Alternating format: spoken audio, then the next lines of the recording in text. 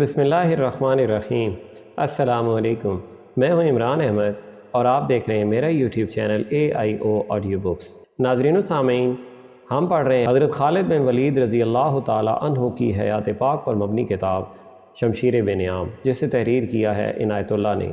پیش خدمت ہے اس کتاب کا اگلا حصہ، تو چلیے شروع کرتے ہیں۔ وہ تعداد میں بہت تھوڑے تھے، ان کے ہتھیار دشمن کے مقابلے میں کم تر تھے، ان کے ذرائع یوں محدود تھے کہ اپنے وطن سے بہت دور تھے، کمک نہیں مل سکتی تھی، اس کا حصول دشوار تھا، دشمن مانند ٹڈی دل تھا، اس کے ہتھیار برتر تھے، وہ اس کی اپنی زمین تھی، ملک اپنا، قلعے اپنے تھے، کمک کی اس کے ہاں کمی نہیں تھی، اپنی بادشاہی میں سے ہزاروں کی تعداد میں لڑنے والے لوگوں کو میدان میں لے آتا تھا، لیکن وہ جو تعداد میں تھوڑے تھے اور جو کئی سالوں سے مسلسل لڑ رہے تھے، اس دشمن کے سینے پر کھڑے تھے جو ان سے کہیں 3 گنا اور کہیں 4 گنا زیادہ طاقتور تھا۔ وہ کون تھے جنہوں نے اس دور کے سب سے زیادہ طاقتور دشمن کو فیصلہ کن شکست دی تھی؟ وہ مسلمان تھے۔ وہ نام کے مسلمان نہیں تھے، وہ جنگی طاقت کو آدمیوں اور گھوڑوں کی تعداد سے نہیں، جذبے اور ایمان سے ناپتے تھے۔ یہ ایمان کی قوت کا کرشمہ تھا کہ شام میں قیصر روم کا پرچم اتر گیا تھا، جن قلعوں پر یہ پرچم لہرایا کرتا تھا ان قلعوں میں اب اذانیں گونج رہی تھیں۔ یرموک کے میدان جنگ میں 4000 مجاہدین نے اپنی جانوں کی قربانی دے کر رومیوں کو شام سے بے دخل کر دیا تھا۔ شہنشاہ ہرقل جو ایک جابر جنگجو تھا اور اپنی فوج کو ایک ناقابل تسخیر فوج سمجھتا تھا، اس حالت میں شام کی سرحد سے نکلا تھا کہ اس نے جوابی حملے کی سوچنے کے بجائے ذہنی طور پر شکست تسلیم کر لی تھی۔ اس کی فوج کے بھاگنے کا انداز کسی منظم اور طاقتور فوج جیسا نہیں تھا۔ اس فوج کی آدھی نفری ماری گئی، زخمیوں کا کچھ حساب نہ تھا، اور جو اب بھاگنے کے قابل تھے وہ افراد میں بکھر کر بھاگے۔ ان میں سے زیادہ تر نے بیت المقدس میں جا پناہ لی۔ اس وقت بیت المقدس ایلیا کہلاتا تھا۔ یہ آخری قلعہ تھا جو رومیوں کے ہاتھ میں رہ گیا تھا۔ 2-4 اور قلعے بھی تھے جو ابھی رومیوں کے پاس تھے، لیکن یہ بیت المقدس جیسے بڑے نہیں تھے، ان کے اندر مسلمانوں کی دہشت پہنچ چکی تھی۔ مورخ لکھتے ہیں کہ شہریوں نے دیکھا کہ رومیوں کا سورج غروب ہو رہا ہے تو انہوں نے قیصر روم کی فوج کو اپنے تعاون سے محروم کر دیا۔ مسلمانوں کے متعلق ان تک یہ رائے پہنچی تھی کہ مسلمان میدان جنگ میں سراپا کیر اور مانند فولاد ہیں اور حکمران کی حیثیت میں وہ ریشم جیسے نرم ہیں۔ ان قلعوں کو سر کر لیا گیا، کہیں ذرا سی مزاحمت ہوئی جو مسلمانوں کو روک نہ سکی، اور باقی قلعوں کے دروازے بغیر مزاحمت کے کھل گئے۔ شہریوں نے مسلمانوں کا استقبال کیا اور جزیہ ادا کر دیا۔ البتہ بیت المقدس ذرا بڑا شہر تھا اور یہ شہر قلعہ بند تھا، قلعہ مضبوط تھا، اسے سر کرنا دشوار نظر آ رہا تھا۔ بیت المقدس میں رومی سالار ایتریبون تھا، جس کے متعلق مورخوں نے لکھا ہے کہ فن حرب و ضرب میں ہرقل کا ہم پلہ تھا۔ بعض مورخوں نے اسے ہرقل کا ہم رتبہ بھی کہا ہے۔ مسلمانوں کے جاسوس بیت المقدس تک پہنچے ہوئے تھے۔ ان کی لائی ہوئی اطلاعوں کے مطابق اتریبون جابر اور بے خوف سالار تھا اور وہ مرتے دم تک لڑنے والا جنگجو تھا۔ بیت المقدس کے دفاع میں اسے آخری دم تک لڑنا ہی تھا، کیونکہ اس خطے میں رومیوں کا یہ آخری مضبوط قلعہ تھا۔ ایک مقام اور بھی تھا جو خاصا اہم تھا، یہ تھا کیساریہ، اس کا قلعہ بھی مضبوط تھا۔ اس وقت مسلمان جابیہ کے مقام پر خیمہ زن تھے۔ یرموک کی جنگ کے بعد وہ جابیہ چلے گئے تھے۔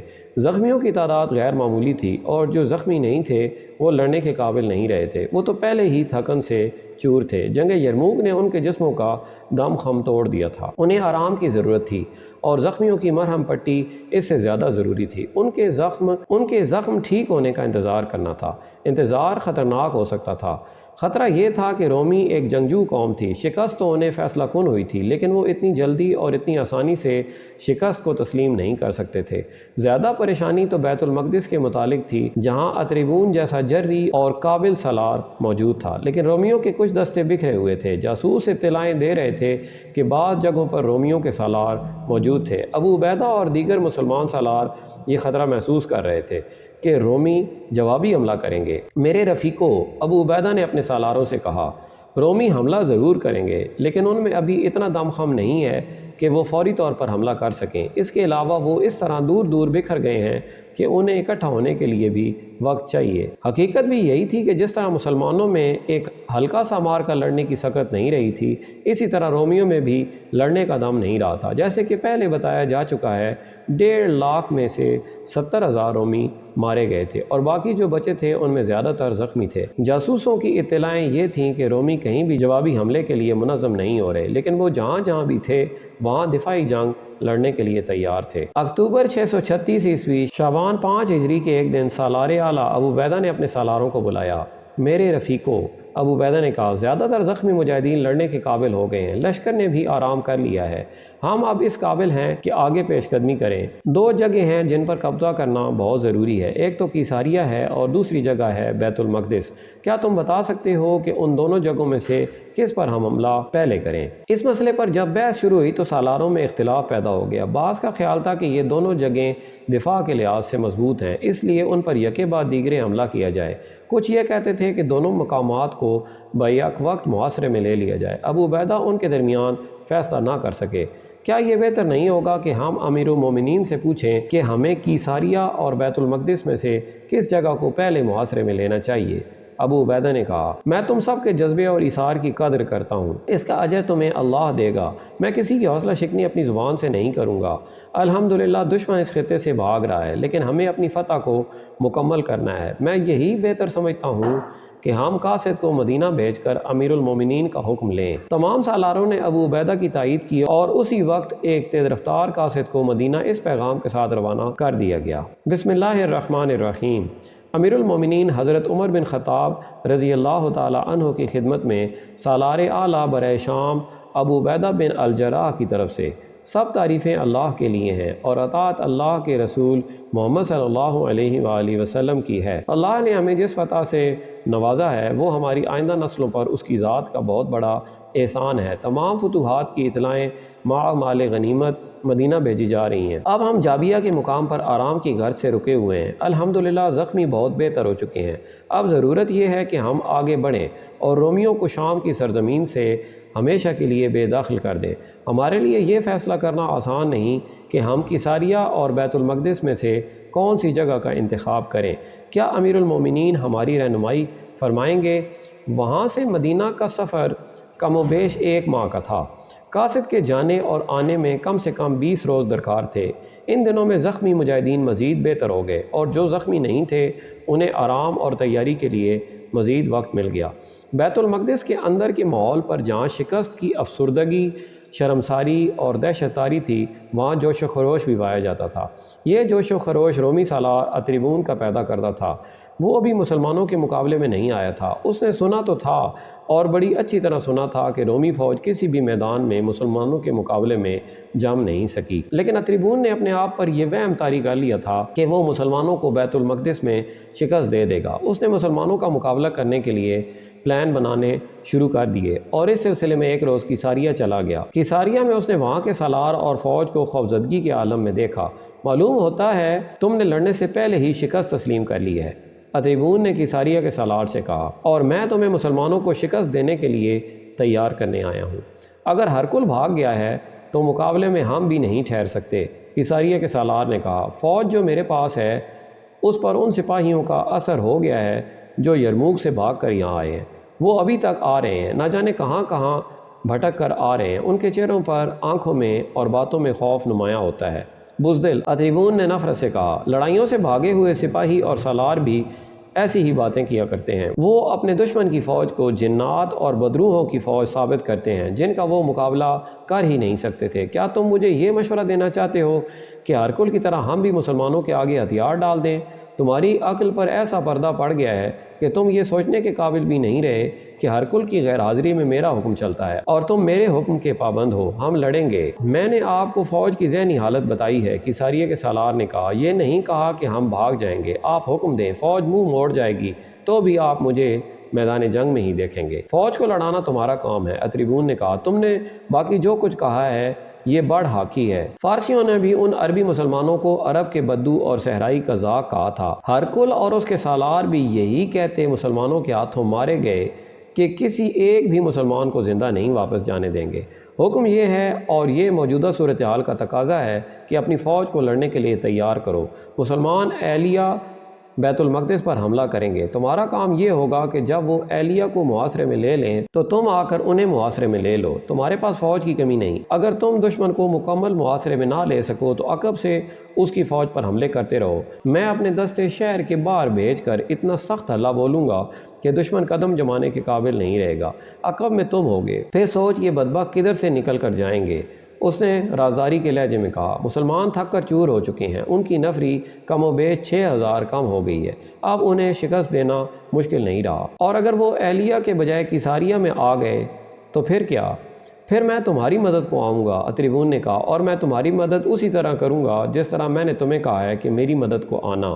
ان کے درمیان طے ہو گیا کہ دونوں میں سے کسی پر حملہ ہوا تو دوسرا اس کی مدد کو آئے گا۔ اتریبون یقین سے کہتا تھا کہ مسلمان بیت المقدس پر آئیں گے۔ اس دور کے متعلق جب مسلمان شام پر چھا گئے تھے، ہر کل شام سے نکل گیا تھا اور مسلمان فلسطین پر قابض ہوتے چلے جا رہے تھے، مورخوں میں اختلاف پائے جاتے ہیں۔ بعض نے واقعات کو گڑبڑ کر دیا ہے، مارکوں کے تسلسل کو بھی آگے پیچھے کر دیا ہے، کہیں کہیں اموات میں مبالغہ آرائی ملتی ہے، رومیوں اور مسلمانوں کی نفری بھی صحیح نہیں لکھی۔ افسوس سے کہنا پڑتا ہے کہ اکثر غیر مسلم مورخوں نے صحیح واقعات پیش کیے ہیں اور مسلمانوں کو خراج تحسین بھی پیش کیا ہے، لیکن بعض مسلمان مورخوں اور بعد کے تاریخ نویسوں نے اپنے اپنے فرقے کے عقیدوں کے مطابق تعصب کا مظاہرہ کیا ہے اور واقعات کو خلط ملط کر دیا ہے، اور جو تعصبات آج ان جانبدار تاریخ نویسوں کے ذہنوں میں بھرے ہوئے ہیں وہ انہوں نے خلفائے راشدین اور مجاہدین کے چہروں پر مل دیے ہیں۔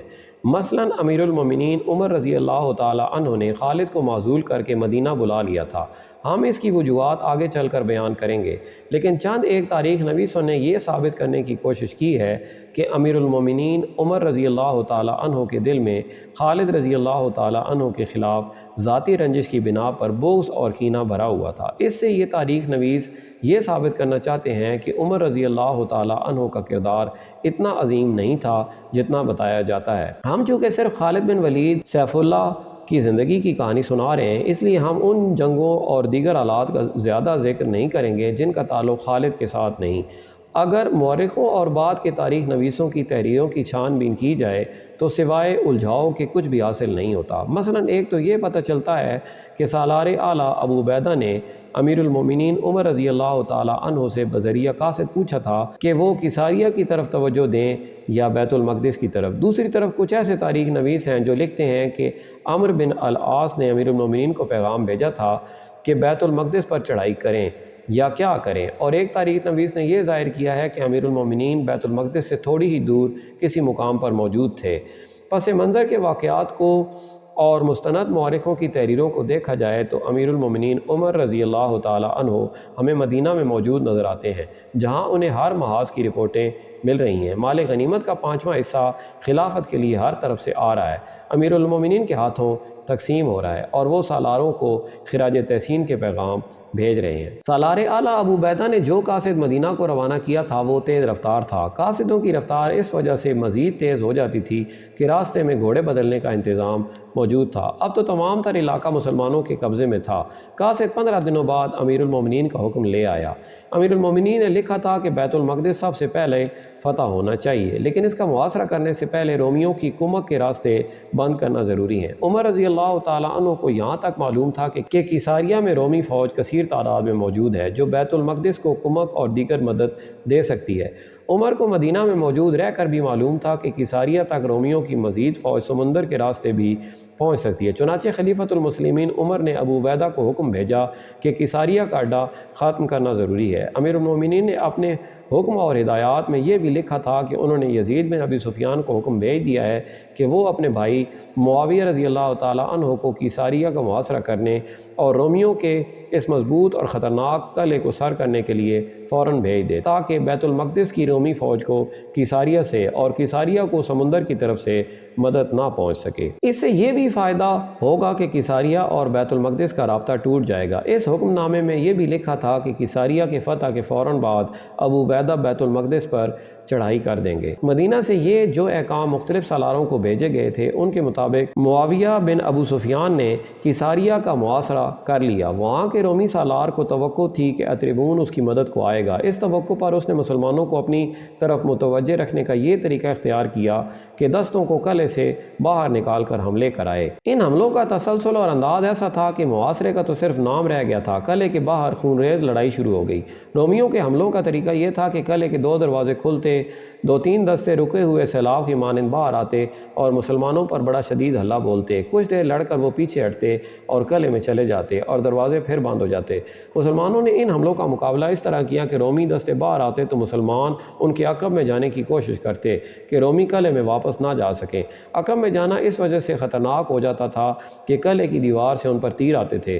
مسلمان رومیوں کے پہلوؤں کی طرف ہو جاتے اور تیروں کی بوچھاڑوں سے بہت سے رومیوں کو گرا لیتے۔ اس طرح رومیوں نے اتنا نقصان اٹھایا کہ وہ لڑنے کے قابل نہ رہے۔ کیساریہ کے رومی سالار نے اتریبون پر یہ ثابت کرنے کے لیے کہ وہ بزدل نہیں، ایک روز خود 2-4 دستوں کو ساتھ لیا اور باہر نکل آیا۔ مسلمانوں پر ایسے حملے کئی بار ہو چکے تھے، اس لیے انہیں یہ حملے روکنے کا تجربہ ہو گیا تھا۔ اب رومی سالار خود باہر آیا تو مسلمانوں نے پہلے سے زیادہ شجاعت کا مظاہرہ کیا۔ کئی مجاہدین رومی سالار کو مارنے کے لیے آگے بڑھنے لگے، لیکن اسے مارنا آسان نظر نہیں آتا تھا۔ وہ محافظوں کے حصار میں تھا۔ آخر وہ دہشت اپنا اثر دکھانے لگی جو رومیوں پر طاری ہونے لگی تھی۔ وہ تو ہونی ہی تھی، وہ اپنے ساتھیوں کی لاشوں پر لڑ رہے تھے۔ پہلے حملوں میں جو رومی مارے گئے تھے ان کی لاشیں اٹھائی نہیں گئی تھیں۔ بہت سے دن گزر گئے تھے، پہلے دنوں کی لاشیں خراب ہو گئی تھیں اور ان کا تعفن پھیلا ہوا تھا۔ رومیوں پر دہشت تو پہلے ہی طاری تھی۔ چونکہ ان کا سالار ان کے ساتھ باہر آ گیا تھا، اس لیے ان کے حوصلے میں کچھ جان پڑ گئی، لیکن ان کا سالار کسی مجاہد کی برچھی سے مارا گیا۔ رومیوں میں افراتفری مچ گئی اور وہ قلعے کے دروازے کی طرف بھاگنے لگے۔ دروازے کھل گئے۔ اس سے مسلمانوں نے یہ فائدہ اٹھایا کہ وہ بھاگتے اور دہشت زدہ رومیوں کے ساتھ ہی قلعے میں داخل ہو گئے۔ اب کیساریہ مسلمانوں کا تھا، جس سے یہ فائدہ حاصل ہوا کہ سمندر کی طرف سے رومیوں کو کمک نہیں مل سکتی تھی۔ کیساریہ کا سالار دل میں یہ افسوس لیے مر گیا کہ اتریبون اس کی مدد کو نہ پہنچا۔ اسے معلوم نہیں تھا کہ اتریبون کیساریہ کے محاصرے کی اطلاع ملتے ہی اپنا لشکر لے کر بیت المقدس سے چل پڑا تھا، لیکن مسلمان جانتے تھے کہ کیساریہ کو بچانے کے لیے بیت المقدس سے مدد آئے گی۔ انہوں نے مدد کو روکنے کا انتظام کر رکھا تھا۔ عمرو بن العاص نے اپنے 2 سالاروں علقمہ بن حکیم اور مسروق مکی کو بیت المقدس کی طرف اس حکم کے ساتھ بھیج دیا تھا کہ بیت المقدس سے رومی فوج نکلے تو اسے وہیں روک لیں۔ ایک جاسوس نے اطلاع دی کہ اتریبون اپنی فوج کے ساتھ اجنادین کی طرف پیش قدمی کر رہا ہے۔ عمرو بن العاص نے سالار علقمہ بن حکیم اور سالار مسروق مکی کو بیت المقدس کی طرف بھیج دیا اور خود اتریبون کے پیچھے گئے، لیکن اجنادین تک انہیں کوئی رومی دستہ نظر نہ آیا۔ زمین بتا رہی تھی کہ اجنادین کی طرف فوج گئی ہے۔ شہر کے باہر کچھ لوگ ملے، انہوں نے بتایا کہ رومی فوج آئی تھی اور قلعے میں داخل ہو گئی ہے۔ اجنادین دوسرے شہروں کی طرح قلعہ بند شہر تھا۔ اس کے ارد گرد گہری اور چوڑی خندق تھی جسے پار کرنا ممکن نظر نہیں آ رہا تھا۔ عمرو بن العاص نے شہر پناہ کے ارد گرد گھوم پھر کر دیکھا، قلعہ سر کرنے کی کوئی صورت نظر نہیں آتی تھی۔ انہوں نے ایک نائب سالار کو، تاریخ میں اس کا نام نہیں لکھا، اپنی طرف سے ایلچی بنا کر صلح کے پیغام کے ساتھ قلعے میں بھیجنے کا فیصلہ کیا۔ یہ ضروری نہیں کہ تم صلح کرا کے ہی آؤ، عمرو بن العاص نے ایلچی کو ہدایت دے کر آخری بات یہ کہی، میں تمہیں جاسوسی کے لیے اندر بھیج رہا ہوں۔ ایک تو یہ اندازہ کرنا کہ اندر کتنی فوج ہے، اس کے علاوہ جو کچھ بھی دیکھ سکو دیکھنا، اور جائزہ لینا کہ اتریبون کا اپنا حوصلہ کتنا مضبوط ہے۔ ایلچی اپنے محافظوں کے ساتھ قلعے میں چلا گیا۔ وہ واپس آیا اور عمرو بن العاص کو اپنے مشاہدات بتائے۔ عمرو بن العاص مطمئن نہ ہوئے۔ کیا یہ کام میں خود نہ کروں؟ عمرو بن العاص نے اپنے سالاروں سے کہا، جو میں معلوم کرنا چاہتا ہوں وہ صرف میری آنکھیں دیکھ سکتی ہیں۔ ابن العاص، ایک سالار نے کہا، کیا خود جا کر تو اپنے آپ کو خطرے میں نہیں ڈال رہا؟ خدا کی قسم، ایک اور سالار بولا، اسلام تو جیسے سالار کا نقصان برداشت نہیں کر سکے گا۔ کیا اتریبون مجھے قید کر لے گا؟ عمرو بن العاص نے پوچھا، کیا وہ مجھے قتل کر دے گا؟ ہارے ہوئے دشمن سے اچھائی کی توقع نہ رکھ ابن العاص، میں عمرو بن العاص کے روپ میں نہیں جاؤں گا۔ عمرو بن العاص نے کہا، میں اپنا ایلچی بن کر جاؤں گا، ہمیں یہ قلعہ لینا ہے، میں ہر طریقہ آزماؤں گا۔ عمرو بن العاص نے بھیس بدلا اور یہ اعلان کرا کہ مسلمانوں کا ایلچی صلح کی شرائط طے کرنے کے لیے قلعے میں آنا چاہتا ہے۔ قلعے کا دروازہ کھلوایا، رومیوں نے مضبوط تختے خندق پر پھینک کر انہیں خندق پار کروائی اور قلعے کے اندر اپنے سالار اتریبون کے پاس لے گئے۔ مختلف مورخوں نے یہ واقعہ لکھا ہے۔ ان کے مطابق عمرو بن العاص نے اپنا روپ اور حلیہ تو بدل لیا تھا، لیکن ان کے بولنے کا انداز اور سلیقے اور 2-4 باتوں سے اتریبون کو شک ہوا کہ یہ شخص ایلچی نہیں ہو سکتا۔ عمرو بن العاص سالاری کے تدبر اور استدلال کو چھپا نہ سکے۔ اتریبون تجربہ کار سالار تھا اور وہ مردم شناس بھی تھا۔ وہ کوئی بہانہ بنا کر باہر نکل گیا اور اپنے محافظ دستے کے کماندار کو بلایا، یہ عربی مسلمان جو میرے پاس بیٹھا ہے ابھی واپس جائے گا۔ اتریبون نے کماندار سے کہا، ایک محافظ کو راستے میں بیٹھا دو، میں اس مسلمان کو اسی راستے سے بھیجوں گا۔ یہ زندہ نہ جائے، محافظ اسے قتل کر دے۔ یہ شخص مسلمانوں کا سالار عمرو بن العاص ہے، اگر سالار نہیں تو یہ عمرو بن العاص کا کوئی خاص مشیر ہے، اور مجھے یقین ہے کہ عمرو بن العاص اسی مشیر کے مشوروں پر عمل کرتا ہے۔ اگر میں نے اسے قتل نہ کیا تو میں سلطنت روما سے غداری کروں گا۔ مورخ لکھتے ہیں کہ جس طرح اتریبون اٹھ کر باہر نکل گیا تھا، اس سے عمرو بن العاص کو اس کی نیت پر شک ہوا۔ وہ واپس آیا تو عمرو بن العاص نے اس کے چہرے پر اور اس کی باتوں میں نمایاں تبدیلی دیکھی۔ وہ بھانپ گئے کہ اتریبون کی نیت صاف نہیں۔ انہوں نے پینترا بدلا۔ معزز سالار عمرو بن العاص نے کہا، ہم 10 جنگی مشیر ہیں جو مسلمانوں کے لشکر کے ساتھ آئے ہیں، میں ان میں سے ایک ہوں۔ میں نے آپ کی شرائط سن لی ہیں، میں خود تو فیصلہ نہیں کر سکتا، عمرو بن العاص کو مشورہ دوں گا کہ وہ آپ کی شرائط قبول کر لیں۔ مجھے امید ہے کہ میرے مشورے پر عمل ہوگا اور مزید خون نہیں بہے گا۔ اتریبون دھوکے میں آ گیا۔ وہ عمرو بن العاص کے ساتھ باہر نکلا اور محافظ دستے کے کماندار کو اشارہ کیا کہ اس شخص کو قتل کرنے کی ضرورت نہیں۔ اس طرح عمرو بن العاص زندہ قلعے سے نکل آئے۔ باہر آ کر انہوں نے للکار کر کہا کہ اتریبون، میں عمرو بن العاص ہوں۔ اس کے بعد عین الدین کے میدان میں دونوں فوجوں کے درمیان جو معرکہ ہوا وہ جنگ یرموک جیسا خون ریز تھا۔ ہم اس معرکے کی تفصیلات بیان نہیں کر رہے کہ اتریبون نے قلعے سے باہر آ کر لڑنے کا فیصلہ کیوں کیا تھا اور عمرو بن العاص نے کیسی کیسی چالیں چل کر رومیوں کو بے تحاشا جانی نقصان پہنچا کر پسپا کیا۔ اتریبون اپنے بچے کچھ دستوں کو ساتھ لے کر بیت المقدس جا پہنچا اور وہاں قلعہ بند ہو گیا۔ اس معرکے میں مسلمانوں نے بہت جانی نقصان اٹھایا۔ جب ابو عبیدہ کو اطلاع ملی کہ کیساریہ پر اپنا قبضہ ہو گیا تو انہوں نے بیت المقدس کی طرف پیش قدمی کا حکم دے دیا۔ راول میں خالد اپنے مخصوص رسالے کے ساتھ جا رہے تھے۔ ابو عبیدہ کو بھی یہ بتا دیا گیا تھا کہ اتریبون لڑنے کے قابل نہیں رہا، پھر بھی احتیاط کی ضرورت ہے۔ بیت المقدس کا اندرونی ماحول کچھ اور ہی تھا۔ وہی اتریبون جس نے کیساریہ کے رومی سالار کو بزدل کہا تھا، وہ اب بیت المقدس کے بڑے پادری اسقف سفرینوس کے پاس شکست خوردگی کے عالم میں بیٹھا تھا۔ محترم سالار، سفرینوس نے اسے کہا، میں اس کے سوا اور کیا کر سکتا ہوں کہ یہ مقدس شہر مسلمانوں کے حوالے کر دوں؟ کیا یہ بہتر نہیں ہوگا کہ یہ کام آپ اپنے ہاتھوں کریں؟ نہیں محترم باپ، اتریبون نے کہا، میں یہ نہیں کہلوانا چاہتا کہ اتریبون نے مسلمانوں کے آگے ہتھیار ڈالے تھے۔ کیا آپ اس شہر کے تقدس کو بھول گئے ہیں؟ سفرینوس نے کہا، یہ وہ زمین ہے جس پر حضرت عیسیٰ کو مصلوب کیا گیا تھا۔ کیا آپ محسوس نہیں کرتے کہ اس سرزمین کی آبرو کی خاطر ہم اپنی تمام فوج کو بھی قربان کر دیں؟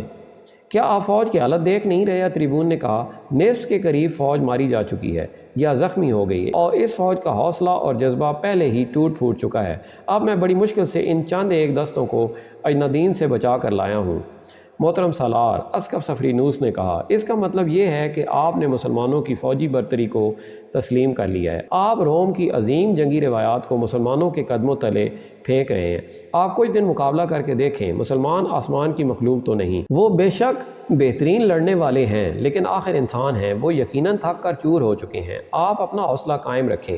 وہ پہلے محاصرہ کریں گے جس میں کئی روز گزر جائیں گے۔ اس دوران آپ اپنا اور اپنے دستوں کا حوصلہ مضبوط کریں۔ مسلمان بیت المقدس کی طرف تیز رفتاری سے بڑھے چلے جا رہے تھے اور بیت المقدس میں رومی سالار اتریبون اپنے آپ کو لڑنے کے لیے تیار کر رہا تھا، لیکن وہ اپنی فوج کی حالت دیکھتا تھا تو اس کا لڑنے کا جذبہ دم توڑنے لگتا تھا۔ اس پر اپنے اسقف سفرینوس کی باتوں کا کوئی خاص اثر نہیں ہو رہا تھا۔ جب اسقف نے دیکھا کہ اتریبون ذہنی طور پر شکست قبول کر چکا ہے تو اس نے اتریبون کو جذباتی باتوں سے بھڑکانا اور شرمسار کرنا شروع کر دیا۔ اس کا اتنا اثر ہوا کہ اتریبون نے مقابلے کا ارادہ کر لیا۔ اسلامی فوج پہنچ گئی اور بیت المقدس کا محاصرہ کر لیا۔ دیواروں پر تیر انداز اور برچیاں پھینکنے والے کثیر تعداد میں کھڑے تھے۔ ان کا انداز بتا رہا تھا کہ وہ مسلمانوں کو قلعے کے قریب نہیں آنے دیں گے۔ مسلمان سالار قلعے کے ارد گرد گھوم پھر کر دیکھ رہے تھے کہ کہیں سے دیوار پر چڑھا جا سکتا ہے یا کوئی ایسی جگہ ہے جہاں سے سرنگ لگا کر اندر جانے کا راستہ بنایا جا سکے۔ کسی وجہ سے محاصرہ مکمل نہیں تھا۔ محاصرے میں ایک جگہ شگاف تھا۔ مسلمان سالاروں نے جب دیکھا کہ شہر پناہ محفوظ ہے اور اس کا دفاع بھی خطرناک ہے تو انہوں نے محاصرے کو طول دینا مناسب سمجھا۔ اس طرح محاصرہ طول پکڑتا گیا اور بہت دن گزر گئے۔ اس دوران مجاہدین نے دروازوں پر حلے بولے، زخمی ہوئے اور جانیں بھی قربان کیں، لیکن دیوار سے آنے والے تیروں اور برچھیوں نے کسی بھی دروازے تک انہیں پہنچنے نہ دیا۔ آخر ایک روز بڑے دروازے کے اوپر سے ایک بلند آواز سنائی دی، کیا تمہارا سالار صلح کے لیے آگے آئے گا؟ دیوار کے اوپر سے اعلان ہوا، ہم تمہاری شرطیں معلوم کرنا چاہتے ہیں۔ ابو عبیدہ آگے گئے، خالد بھی ان کے ساتھ تھے۔ انہوں نے کسی سے کہا کہ وہ بلند آواز سے یہ جواب دے کہ صلح کی شرائط طے کرنے کے لیے تمہارا سالار باہر آئے۔ مسلمانوں کی طرف سے یہ اعلان ہوا تو تھوڑی ہی دیر بعد اسقف سفرینوس چند ایک محافظوں کے ساتھ قلعے کے بڑے دروازے سے باہر آیا۔ اس کے ساتھ ایک بڑی صلیب بھی تھی۔ کیا کوئی سالار موجود نہیں؟ ابو عبیدہ نے اسقف سے پوچھا۔ سالار موجود ہے، اسقف نے جواب دیا، لیکن بیت المقدس وہ شہر ہے جس کی اہمیت اور احترام کو اسقف ہی جان سکتا ہے۔ اگر میں نہ چاہتا تو ہماری فوج کا آخری سپاہی بھی مارا جاتا، شہر کی اینٹ سے اینٹ کیوں نہ بچ جاتی۔ یہاں سے صلح کا پیغام آپ کے کانوں تک نہ پہنچتا۔ میں اس شہر کو انسانی خون کی آلودگی سے پاک رکھنا چاہتا ہوں۔ رومی سالار میرے زیر اثر ہیں، میں نے انہیں صلح کے لیے تیار کر لیا ہے، لیکن آپ کی شرطیں سننے سے پہلے میں اپنی صرف ایک شرط پیش کروں گا، اسے آپ قبول کر لیں تو ہم آپ کی باقی تمام شرائط قبول کر لیں گے۔ محترم اسقف، ابو عبیدہ نے کہا، یہ شہر جتنا آپ کے لیے مقدس ہے اتنا ہی ہمارے لیے بھی قابل احترام ہے۔ یہ پیغمبروں اور نبیوں کا شہر ہے۔ ہم آپ کی اس خواہش کا احترام کریں گے کہ اس زمین کے تقدس کو انسانی خون سے پاک رکھا جائے۔ آپ اپنی شرط بتائیں۔ سالار محترم، اسقف سفرینوس نے کہا، یہ جانتے ہوئے کہ صلح کی شرائط آپ کے ساتھ ہی طے کی جا سکتی ہیں، میں آپ سے درخواست کرتا ہوں کہ اپنے امیر المومنین کو یہاں بلائیں۔ میں شرائط ان کے ساتھ طے کروں گا۔ میں چاہتا ہوں کہ یہ شہر اپنے ہاتھوں ان کے حوالے کروں۔ پیغمبروں کے رشتے سے یہ شہر جتنا آپ کا ہے اتنا ہی ہمارا ہے۔ اسقف سفرینوس نے بیت المقدس کے متعلق کچھ ایسی باتیں کیں کہ مسلمان سالار متاثر ہوئے اور انہوں نے اسقف کی اس شرط کو تسلیم کر لیا کہ امیر المومنین عمر رضی اللہ تعالی عنہ کو بلایا جائے۔ اسقف کو بتا دیا گیا کہ امیر المومنین صلح کی شرائط طے کرنے کے لیے آئیں گے۔ ابو عبیدہ، خالد اور دیگر سالاروں کے لیے یہ ایک مسئلہ بن گیا۔ مدینہ بہت دور تھا، صرف ایک طرف کا سفر کم و بیش 1 مہینے کا تھا۔ رومیوں کی طرف سے صلح کی پیشکش کا مطلب یہ تھا کہ رومی شہر کا دفاع کرنے کے قابل نہیں رہے، اس لیے وہ صلح کرنا چاہتے ہیں۔ اس صورت میں مسلمان سالاروں کے سامنے سیدھا راستہ تھا کہ وہ قلعے پر تابڑ توڑ حملے کرتے اور قلعہ سر کر لیتے، لیکن اسلامی احکام کے مطابق انہوں نے دشمن کو امن اور صلح کی طرف آنے کا پورا موقع دیا۔ قرآن کا یہ فرمان بڑا صاف ہے کہ دشمن جھک جائے تو اس کے ساتھ شرائط طے کر کے صلح کر لی جائے، لیکن امیر المومنین کے آنے کے لیے بہت زیادہ وقت درکار تھا۔ سالار اس مسئلے پر غور و خوض کرنے لگے۔ میں ایک تجویز پیش کرتا ہوں، سالار شرحبیل نے کہا، بیت المقدس والوں نے امیر المومنین کو کبھی نہیں دیکھا، ان کا قد بود ابن ولید جیسا ہے، شکل و صورت میں بھی کچھ مشابہت پائی جاتی ہے۔ وقت بچانے کی خاطر ہم یوں کر سکتے ہیں کہ 3-4 دنوں بعد ابن ولید کو اپنے ساتھ قلعے میں لے جائیں اور کہیں کہ یہ ہیں ہمارے امیر المومنین عمر بن خطاب۔ نہیں، ابو عبیدہ نے کہا، اسقف بیت المقدس نے ابن ولید کو دیکھ لیا ہے، بے شک اس کے ساتھ باتیں میں کرتا رہا ہوں، اس کی توجہ میری طرف رہی ہے، ہو سکتا ہے کہ اس نے ابن ولید کو اچھی طرح نہ دیکھا ہو، لیکن شہر کے اندر ایسے رومی موجود ہوں گے جنہوں نے کسی میدان جنگ میں ابن ولید کو اچھی طرح دیکھا ہوگا۔ اس وقت کی شرمساری کو سوچو جب کوئی ہمیں یہ کہہ بیٹھے گا کہ یہ ان کا امیر المومنین نہیں، یہ تو خالد ابن ولید ہے جو میدان جنگ میں نعرہ لگا کر آیا کرتا تھا، انا خالد بن ولید۔ کیا میرا یہ خدشہ غلط ہے؟ ایسا ہو سکتا ہے امین الامت، خالد نے کہا، اور یہ بھی ہو سکتا ہے کہ اسقف یا کوئی رومی سالار کہہ دے کہ مدینہ سے تمہارا امیر المومنین اتنی جلدی کس طرح آ گیا ہے۔ یہ بھی تو ہو سکتا ہے۔ شرحبیل بن حسنہ نے کہا کہ رومی ہمارے آگے یہ شرط رکھ کر کہ اپنے امیر المومنین کو بلاؤ، ہمارے مقابلے کی تیاری میں لگ جائیں، یہ وقت حاصل کر رہے ہیں، ہم یہ خطرہ مول لے سکتے ہیں ابن حسنہ، ابو عبیدہ نے کہا، لیکن ہم دروغ اور فریب کا سہارا نہیں لے سکتے، ہماری چال بازی کا داغ اسلام کو لگے گا۔ 2 مورخوں نے لکھا ہے کہ شرحبیل کے مشورے پر خالد کو بیت المقدس میں لے جا کر اسقف سفرینوس کو بتایا گیا تھا کہ یہ ہمارے امیر المومنین عمر بن خطاب ہیں، اور صلح نامہ عمر کے بجائے خالد نے عمر بن کر کیا تھا، لیکن آگے پیش آنے والے واقعات اس روایت کی تردید کرتے ہیں۔ زیادہ تر مورخوں نے لکھا ہے کہ عمر کو مدینہ سے بلایا گیا تھا اور عمر رضی اللہ تعالی عنہ فوری طور پر روانہ ہو گئے تھے۔ ابو عبیدہ نے ایک تیز رفتار قاصد مدینہ کو دوڑا دیا۔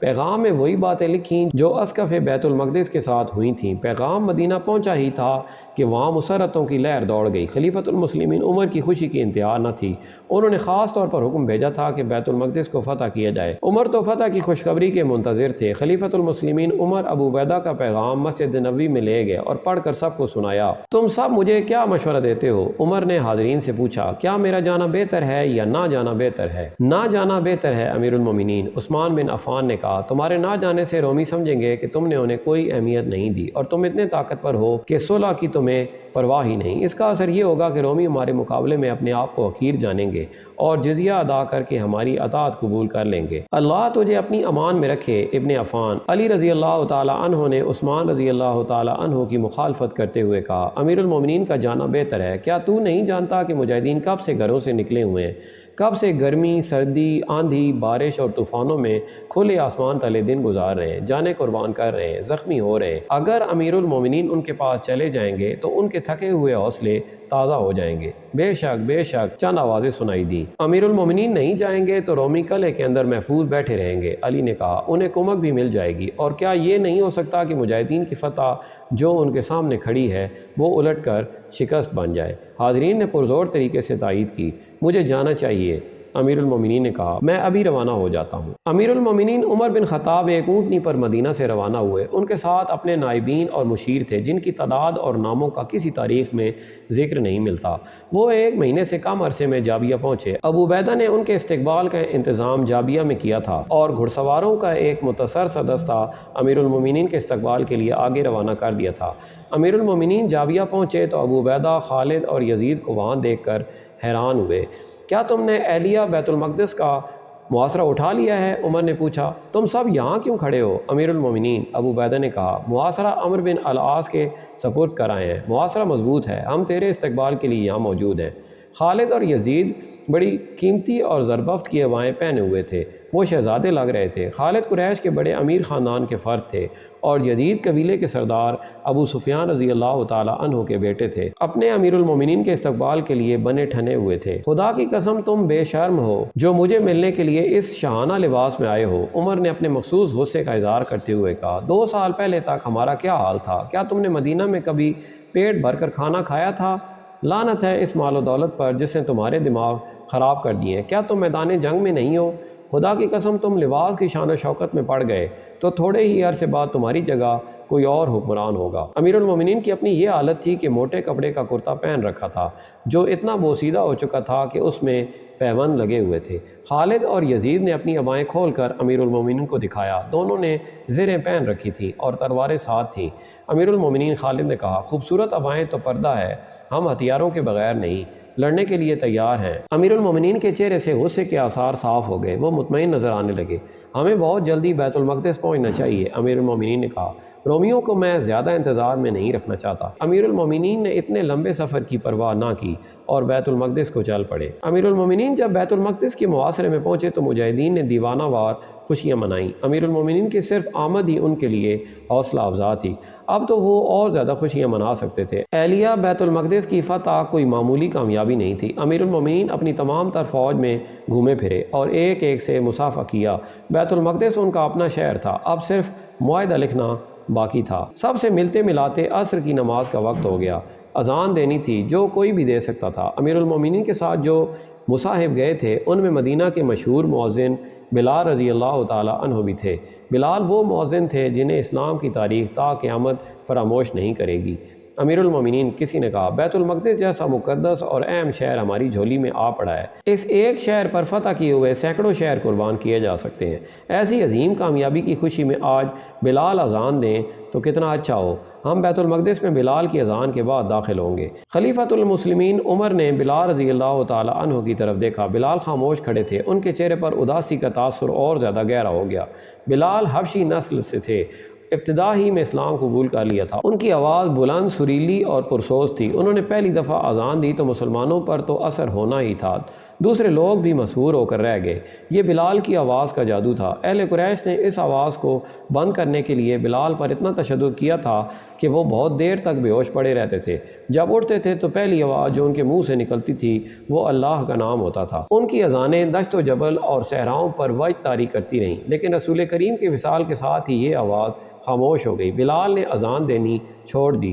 ان کے چہرے پر ہر وقت اداسی اور افسردگی کی سیاہ گھٹائیں چھائی رہتی تھیں۔ اتنی مدت گزر جانے کے بعد آج پہلی بار بیت المقدس کے دروازے پر امیر المومنین عمر رضی اللہ تعالی عنہ کے مصاحبوں نے اس خواہش کا اظہار کیا کہ بیت المقدس کی فتح کے اس موقع پر بلال اذان دیں۔ امیر المومنین نے ان کی طرف دیکھا تو وہ خاموش رہے۔ بلال، امیر المومنین نے کہا، میں جانتا ہوں تم کیا سوچ رہے ہو، لیکن یہ موقع ایسا ہے کہ میں خود چاہتا ہوں اذان تم ہی دو۔ بیت المقدس کی فتح کے موقع پر کون ایسا ہوگا جو رسول اللہ کو یاد نہ کرنا چاہتا ہو؟ بلال کچھ دیر خاموش رہے۔ سب کو توقع یہی تھی کہ بلال اذان نہیں دیں گے، لیکن تھوڑی ہی دیر بعد ان کے چہرے کا تاثر بدل گیا۔